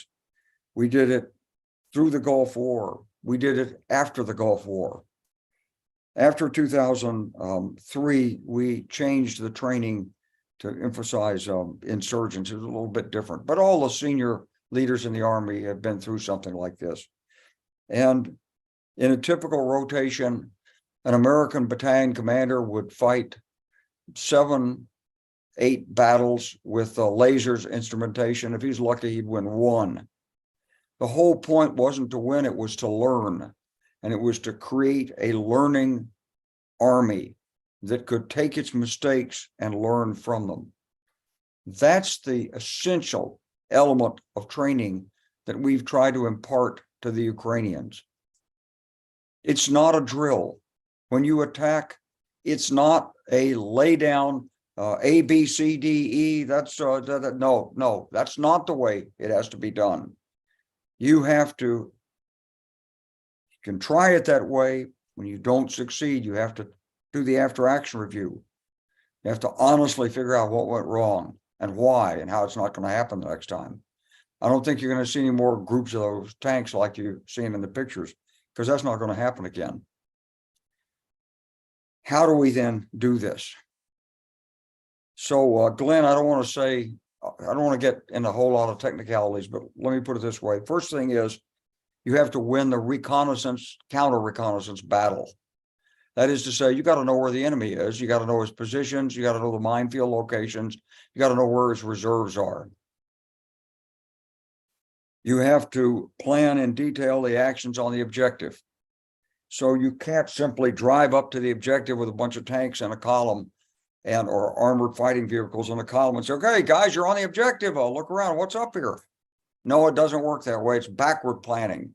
When you get to the desired piece of ground, you already are supposed to know, go left, this one goes right. You're looking for that. You're looking for this over here. And that's the way you secure it. And then you work backwards as to how you get to that objective. How you clear the minefields. What about the obstacles? What about fires en route? How do you do overwatch of the moving force so that if the lead tank is engaged, someone has seen where that fire came from? If you're dealing with drones, as we are today, or Russian aircraft, you must pre-position your air defense, and you've got to keep that enemy air off the moving column. If there are minefields out there, you've got to know where they are, and you've got to have the means to clear them. Looked to me like there were a couple of mine plows in those pictures. Obviously, they tried to move a path, move a path through those minefields. They didn't do it fast enough. They didn't do it under the cover of smoke or darkness or overwhelming fires or whatever. But they'll find out what that is. in the after action review. They won't make that mistake again. One of the problems we've got, though, is we don't have secure communications at the lower levels for the Ukrainian forces. The Russians don't have it. We listened to everything they said. Well, we didn't have it either. So you've got to be able to talk in code. You've got to minimize radio communications, and people have to really understand what they're doing. So once you've worked out and have the reconnaissance on the enemy position and you put it into a plan, you have to rehearse that plan. We call it rock drills. We start with a sand table rehearsal or rocks on the ground, and then we walk through it, and people put little signs around their necks. 4 guys walk together, or 3 guys say, I'm a tank crew. Okay, well, where are you in the column? Where are you going? Which way are you looking? And they walk through exactly the actions that are required in detail. This is what must be done to be successful. I'm sure that's what we taught. And now it's going to be put into practice. So you're going to see a lot of different work from here on out, I think, in what we're going to see. Remember, we're only at the security zone. So what we've got to be doing is using the attack in the security zone to do the electronic and visual reconnaissance to tell us where are the enemy reserves, where's his artillery, where's his command post, where's his jamming, and we've got to have the long range fires to take those out. So that when we get through the security zone to the main battle area, we can penetrate that. We've got HIMARS. We can put a rocket in every trench if we've got the location of it, and if the jamming doesn't get us. So maybe the first priority is to take out his GPS jamming equipment. Do we know where it is? How are we going to get it? So these are some of the questions, Glenn, that are on my mind, some of the thoughts, and trying to help people understand why it's not high diddle diddle right up the middle and suddenly boom, everything falls apart. That's not the way this battle is going to be fought. It may eventually turn out that way if we can bust through a couple of defensive lines. Yeah, get in the rear area. Yeah, give it the gas. Go. Get to the road junctions, block the transportation, take out the train tracks, but we're not there yet. So this is a step-by-step, very methodical approach. We have to win the counter-recon battle. And as we're approaching the main battle area, we have to win the counterfire battle. I've heard people say, well, maybe you don't have to win the counterfire battle. That's wrong. You have to keep that artillery off the force. So when they start shooting, you got to know where that fire is coming from. You got to return fire in mass against it, and you got to win. Take away the Russian artillery, take away the element of surprise, know where his positions are. We will bust through there. But I want to emphasize, this is not only about the human factor. I hear a lot of great talk about Ukraine's human factors. I'm 100% supportive. But there are tactics, techniques, and procedures that have to be followed to make this successful, even with the equipment that have been provided. So it's too early to make any calls on it. Can we do it? Yeah, I think we can do it. But we got to do it right. And we got to take our time.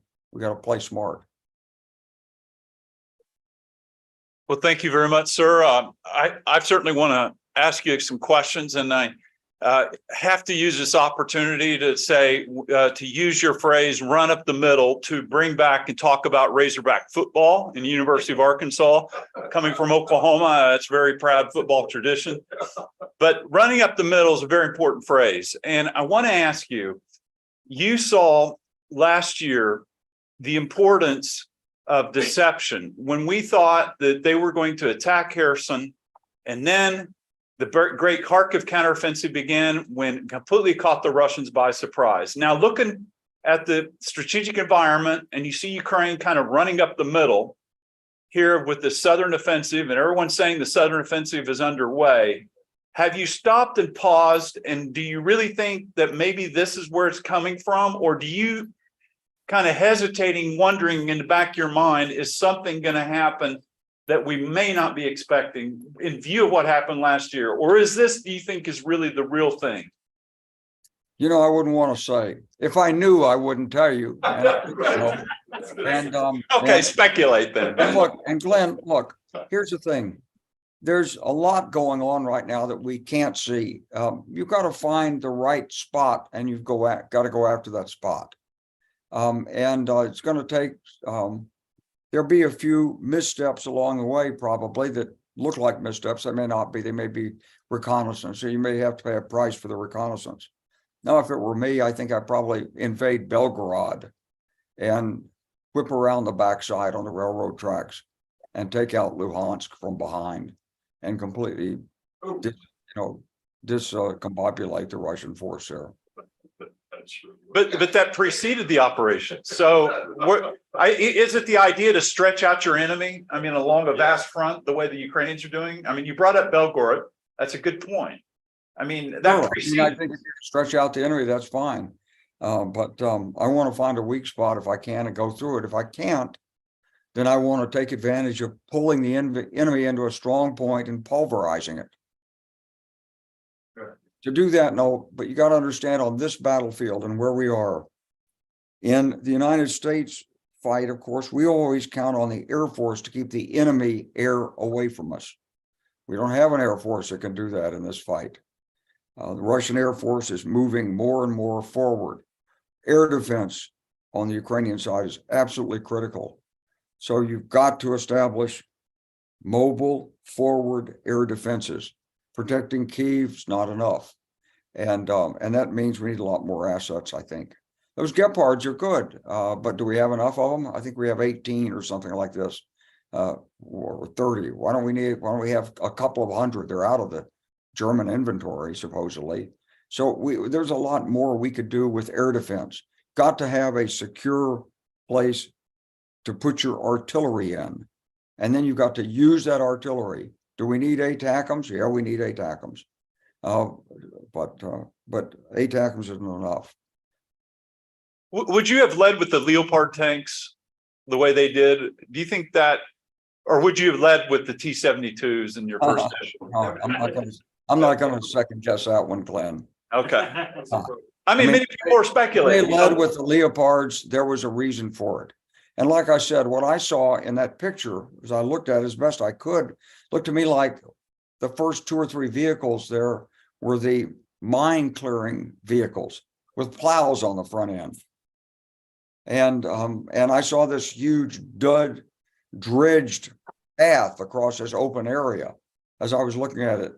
I've looked at it a couple of times, and it looks to me like that's the way they thought, let's see if we can clear a minefield. But, got to give our folks credit. They're not stupid. I'm sure they just didn't say, okay, it's 8 a.m. Well, sun's up. Let's get going. I'm sure we didn't do that.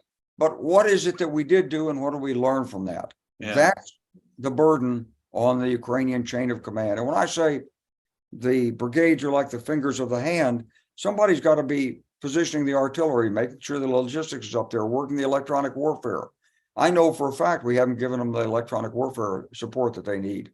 We're doing okay collecting intel. We give them some intel, probably don't give them everything, but the ability to locate the GPS jammers and the other broadband jammers and take those out, that's critical. Got to do that so that the Excaliburs and HIMARS are accurate. And some of the POWs that the Ukrainians captured, they were commenting about the Leopards. And it appears that they had, if you could guess maybe why they did that, is that there appears to have been a psychological element of seeing these German tanks in the first echelons that had an impact. So there maybe been a psychological aspect of warfare here that maybe Ukraine was looking at. That could have been a distraction. Could have been that this brigade was judged the most combat ready. Could have been a lot of different things. We don't know what it was, but we know this, that it's part of the game here, that the Russians will attempt to magnify the losses, discourage Western support, convince people the offensive isn't going to work, blah, blah, blah. Man, that's what's going on here. So let's don't fall prey to it. Ask him one more. Okay, Walter says I can ask you one more question. I'd stay here till the cows come home, but to talk to you. But listen, there was some discussion that the Ukrainians in breaching the first tier of Russian defenses, that the Russians mounted very weak counterattacks. And as they're now approaching the second line of tier of defenses near Tokmak, there's some speculation that the Russians may wait to launch some very major counterattacks. And they're just surprised that they haven't reacted in force so far. But then they're saying, well, first tier of defenses, they're not going to put up a fight, but wait till the second tier. I mean, do you think this is a feeling out strategy where each side, I think you alluded to that. You said that everyone's trying to understand where the main blow is going to, and they're holding back where it may occur and where they're holding back their assault brigade. I mean, do you think that's where we're at now in this feeling out phase? Well, doctrinally, I'm going to say doctrinally, and the Russian army has been more slave to doctrine than most armies. But in the doctrinal literature of the Russian army, you have a security zone, you have made a main battle area.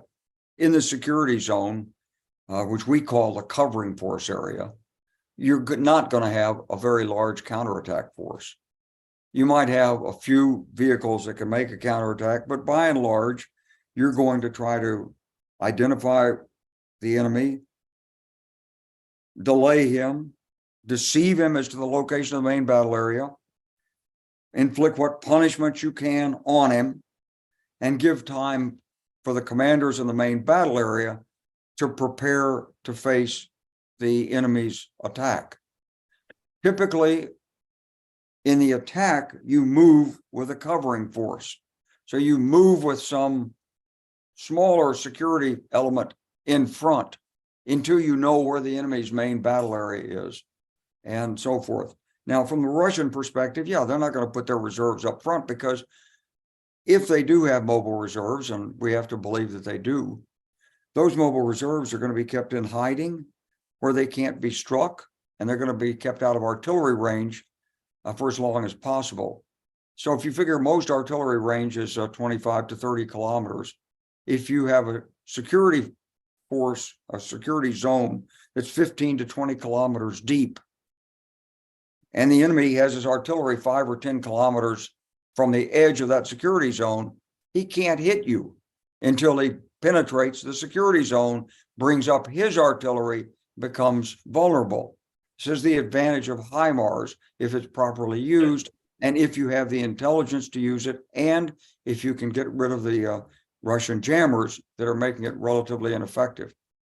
So I think you have to believe in this case that we haven't hit the main battle area, that there will be a strong defense, and that it will involve attack helicopters and air-delivered munitions, as well as drones and ground maneuver forces.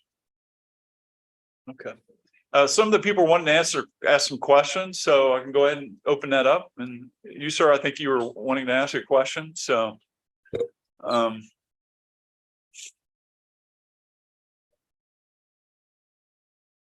can't hear it, Glenn. Yeah, he's got, the gentleman's coming to the front, Okay. and he wants to grab the microphone. So we're General Clark, pleased to meet you. My name is Bowden. I'm with the Ukrainian American Freedom Foundation. I'm a military veteran as well. Okay, so Volodar, the Ukrainians learned what the Russians were doing, prepare to trap, largest tank battle of the war. Russians lost a whole pile of tanks, but they didn't learn from it. And even today, 35th Army Major General was killed in Zaporizhia. Could you please talk a little bit about the importance of Ukrainian learnings throughout the process of the war, and compare the Russian and Ukrainian armies in terms of their learning process and how that's affecting the current state of things in Ukraine? In the autumn of 2015, I was in Ukraine, and I gave a class to a number of generals in the Ukrainian military. And afterwards, one of the 2 stars came up to me and he said, you know, I told him about the National Training Center, the after action review process. Says this is going to be very hard for us, he said, because we grew up in the Russian system and we're taught that information is vital and has to be protected. And therefore, he said, we lie to each other. Well, if you're lying, you're never going to learn from anything. One of the hardest things we did in the American military is after the Vietnam War, starting in the early 1980s, we did after action reviews that were based on self-discovery. In other words, you ask, what happened? Why did it happen? How can you do better the next time? And you have all ranks present. So the battalion commander is up there with the company commanders, and he's saying that he has to admit his mistakes. And the company commanders have to admit their mistakes. And it's pretty uncomfortable. And sometimes you have the generals sitting in the back listening to this. And we had to change the attitude of the generals. First attitude of the generals was, oh, that guy's made a mistake, fire him. Got to say, no, he's here to learn from this. And I know we've had casualties in the Ukrainian ranks, a lot of them, but not so many in these maneuver brigades. I've got to protect these guys and give them the learning experience as they go through it. Now, for the Russians, will they learn something? Sure, they're going to learn stuff, but it's a lot harder in their system. There's a top-down system in the Russian army. Let me explain it this way. In the Russian army, going back to Soviet times, they operated on decision norms. That is to say, if you were a battalion commander or a regimental commander, you were given so many units of artillery fire, you were given so many pieces of equipment, so much frontage, and you were told to plan the attack. That's your responsibility as the commander in the Soviet military doctrine. You plan the attack. If it fails, you're either incompetent or a traitor. In either case, you can be shot. You have a staff, but the staff only helps in the execution of the plan. In the American system, and I think this is a system we've been teaching, it's a much more collegial system. The intelligence officer provides his estimate of the situation, the enemy terrain. The operations officer provides some alternative course of action. You go through a wargaming process, and the commander, in conjunction with the staff and maybe the company commanders, then decides and makes a decision on the operation. But it's a collective decision, and it's got the buy-in of everybody, and they are supposed to have learned from the process. So when I first went through this with the Israelis in the mid-1980s, I remember an Israeli colonel told me, he said, oh, this is wrong. You're teaching people to lose. He said, we know there's only one way to attack a Syrian mud-walled fort, and every Israeli knows this. Well, you know, after 1991, the Israelis came back to us. They said, oh, please, we want to learn your training techniques. Yeah, because you can't imagine every battlefield circumstance and lock it in by law. You can't do it all by drill. You can't always say, I want all tanks deployed online. That may not work. So you have to be adaptable. So at the lower levels in the United States Army, we're very flexible, and we're a learning organization. And I think this is what's made us successful. Any other questions? Yeah. Okay, Walter Zaritsky has a question. Just Shockingly, surprisingly. Just a tiny one. And I didn't want to, I actually didn't want to, I thought, Glenn, you might cover. And that is, would earlier supply of air power, because we know that we're talking about the U.S. and it teaches the sort of combined forces concept. Would earlier impact of air power have changed, because we're in one troubling place. And that is the Russians are bringing a bit of air power into the south. Could we have done something? And it's not just in terms of being able to stop their air power, but also, I remember last year, Breedlove said that, or General Breedlove had said, we had people trained on A-10s. And I remember being in the opinion, I was struck by the fact that, boy, that a lot more Russian tanks would have been stopped on the way in, and they may not have gone elsewhere to do it if we had had those A-10s. Is it, let me ask, air power, are we missing that in this counter event? Is that an important thing? Sure. Glenn, I couldn't quite get the question. Oh, will air power be a deciding factor in this? Can air power, yeah, I was gonna say, can air power Lacks it, so. How will they be successful if they're lacking it? Yeah. In other words, what are they lacking? No, they lack air power. So will that affect their Of course we offensive? lack air power. We need that air power. Absolutely.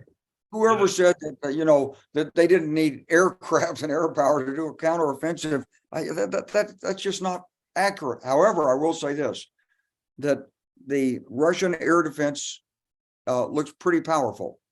And it would have to be dealt with in a certain specific manner in order to deploy tactical aircraft. You can't just fly over what's there. In Kosovo, we went after the Serb forces on the ground in '99. They were using Russian equipment, and we kept our aircraft above 20,000 feet. And this made the British really unhappy. They wanted to go to 7,000 feet. Said, you can't see anything from 20,000 feet. That's exactly right. But one of our daring pilots in an A-10 decided he would go lower just to make that kill on that enemy tank. He went down to 13,000 feet and he took an SA-8 and it blew off part of the wing of his A-10. Fortunately, he made it back. After that, I didn't hear any more complaints, and I didn't hear more cheating on the altitude restrictions. Now, if you're going to use tactical aircraft, you have to follow a procedure for the suppression of enemy air defense. And that in itself is a major undertaking that has to be planned, rehearsed, and properly executed in order to safely employ aircraft tactically. So maybe, that's a step too far. But we don't have the aircraft in the skies over Ukraine to do that right now in any case. Do you think with the Leopard tanks that if Ukraine gets the Abrams, will it be easier for them to fix and maintain the Abrams as opposed to the Leopard? Is that a more difficult tank to? No. I've never maintained a Leopard, but look, every tank's difficult. You have to inspect it every day. There's always something coming loose, something broken, something that has to be replaced. That doesn't mean the tank won't work, but this system doesn't work, that doesn't work, it collects dust, you need a replacement air filters, blah, blah, blah. You got to stop, change a track block that's dead, you got stuck here, somebody's got to pull you out. It's a manpower intensive operation. That's what the guys were trained on when they went to Germany or France on these tanks. It's not like getting in an automobile and turning on the ignition and driving down the road. Okay, we have a question here from a gentleman that has hit the podium. Go ahead. Sir, service, sir.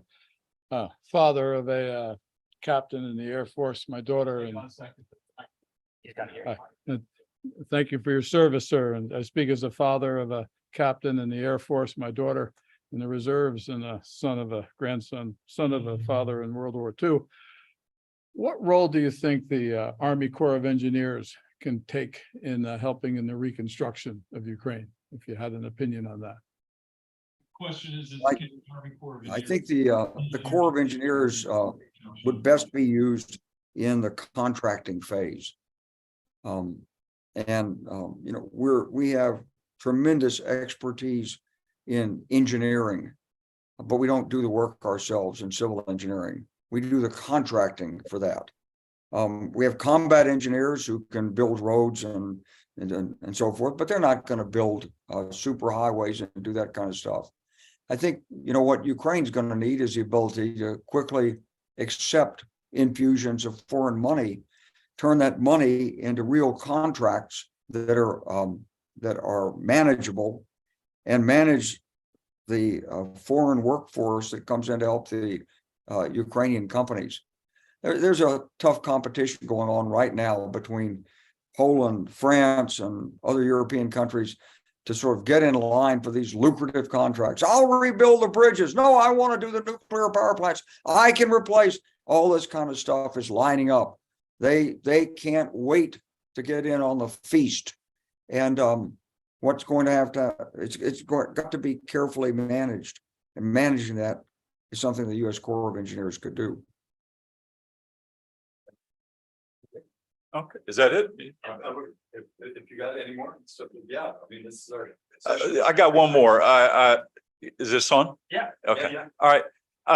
I loved your knowledge at the beginning with the Battle of Kursk, and I'm currently reading David Glantz's book on the Battle of Kursk. And one of the questions in there that was very interesting was that the Germans ran out of manpower against the Soviets in the Battle of Kursk because a lot of the German units were in the south fighting partisans. And I've often thought about some of these partisan attacks going on and spreading out the defense lines, and the attrition battle that occurred in Bakhmut, where Ukraine was putting in territorial defense units, not their best A team, but they're putting in their minor leaguers to try to trite the Russians. Do you think this could ultimately be end up being about manpower, and that the Russians running out of manpower in this war in Ukraine?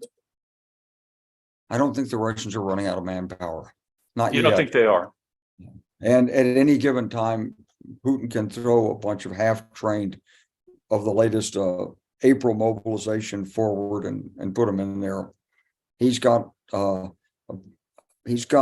several different cohorts he can bring in from Central Asia and throw them in the line. I noticed they're using what they call storm troops or Strom troops, in which they put them up front in the first line of defense. And if they start to retreat, you shoot them. It's like the old KGB battalions in World War II that were forcing people into the Battle of Stalingrad. And look, I don't think you can count on the Russians running out of manpower, but I do think the partisan battle is really important. Yes. And when I see the news that the Russians are forcing people out of the Zaporizhia area and south, the civilians making them leave, that's because they want to get rid of the possibility of partisans in that area. So you got to have partisan support. The partisan support is what's going to make the offensive work.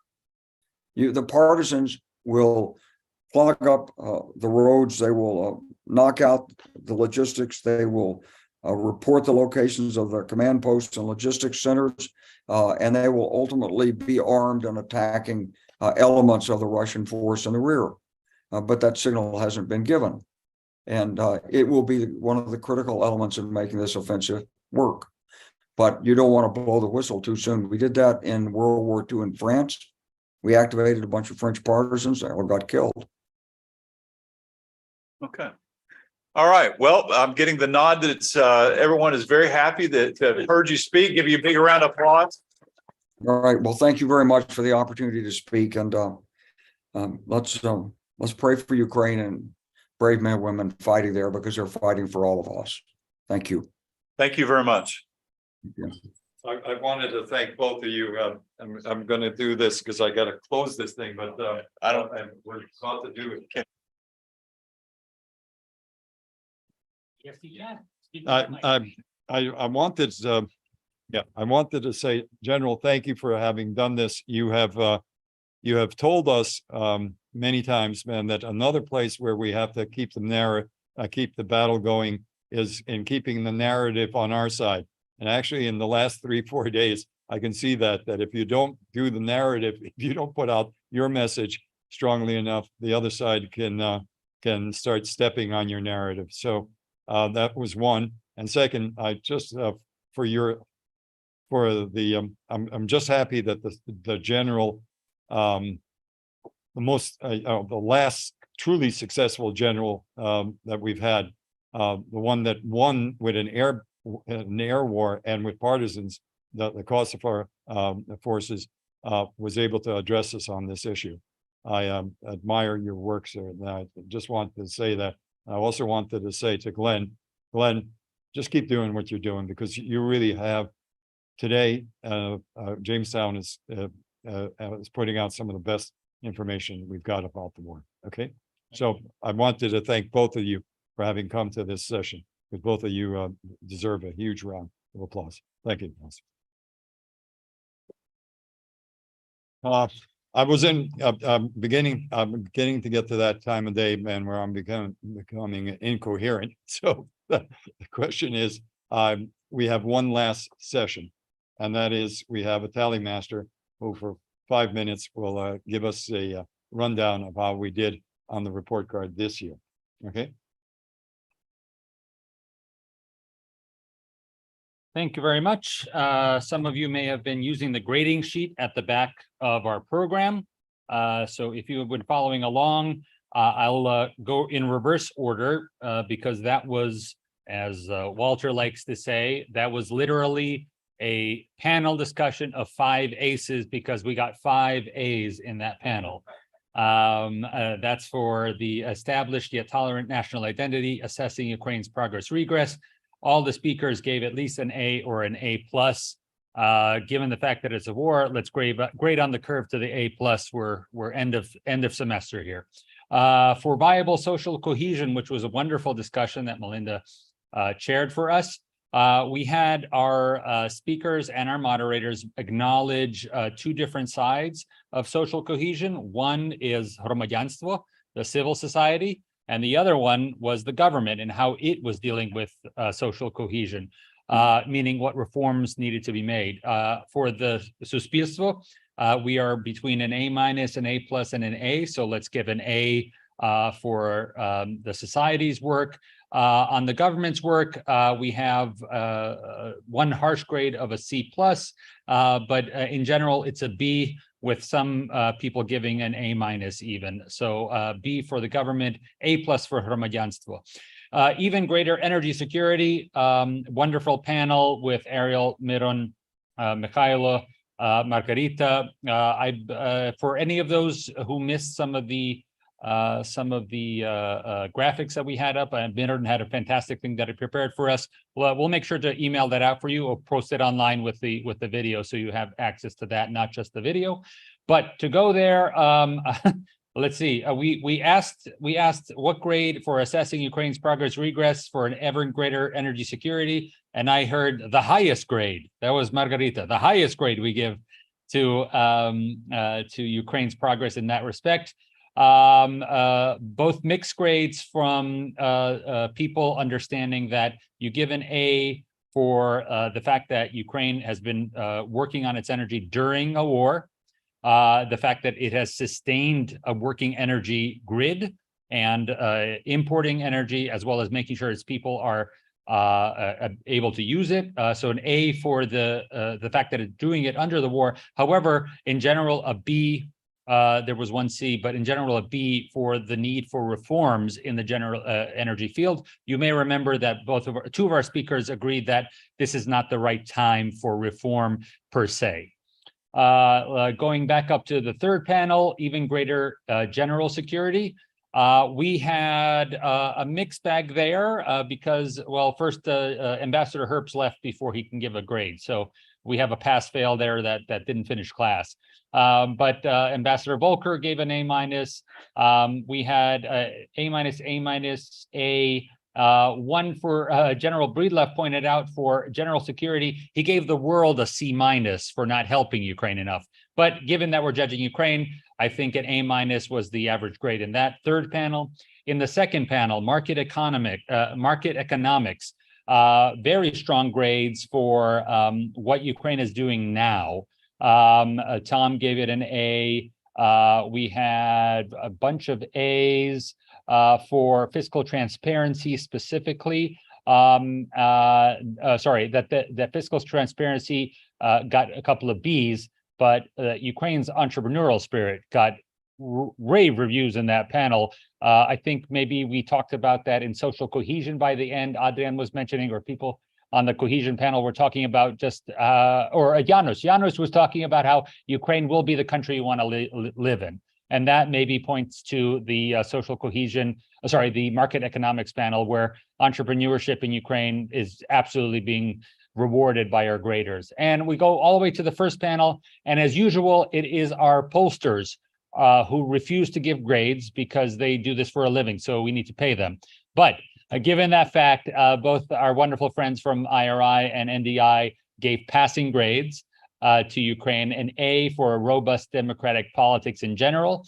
Orest pointed out that he would give an F to those people in the occupied territories, which is a good reminder for us of the occupied territories. But in the context of a war, a B+ from Jay and A+ from Orest will give an A overall for robust democratic politics. And that concludes our grades. Thank you very much for taking part this year in our annual report card. Vlatko, would you like to finish up, or? Only thing I can do is I can say that I don't want to take any more time, because the bottom line is that this has, I keep saying that this is very, but pound for pound, this was a university education of a lifetime. What you heard are the finest minds men out there on the issue of defense. Very fine. They have given you the all, and I know that I'm battling about World with Clark at the end. I'm not sure whether you heard or not. The phone fell, but he knows what he's doing. And Glenn, you know what you're doing, and the folks that were right before you in every one of those panels, starting from the very beginning, Rashuk, who opened it. They're all the best that we could. So kudos to everyone. I just can't thank enough, and all I can say is there's plenty of food, plenty of booze at the AFPC, so I invite all of you over there. Okay? All right. Thank you very much.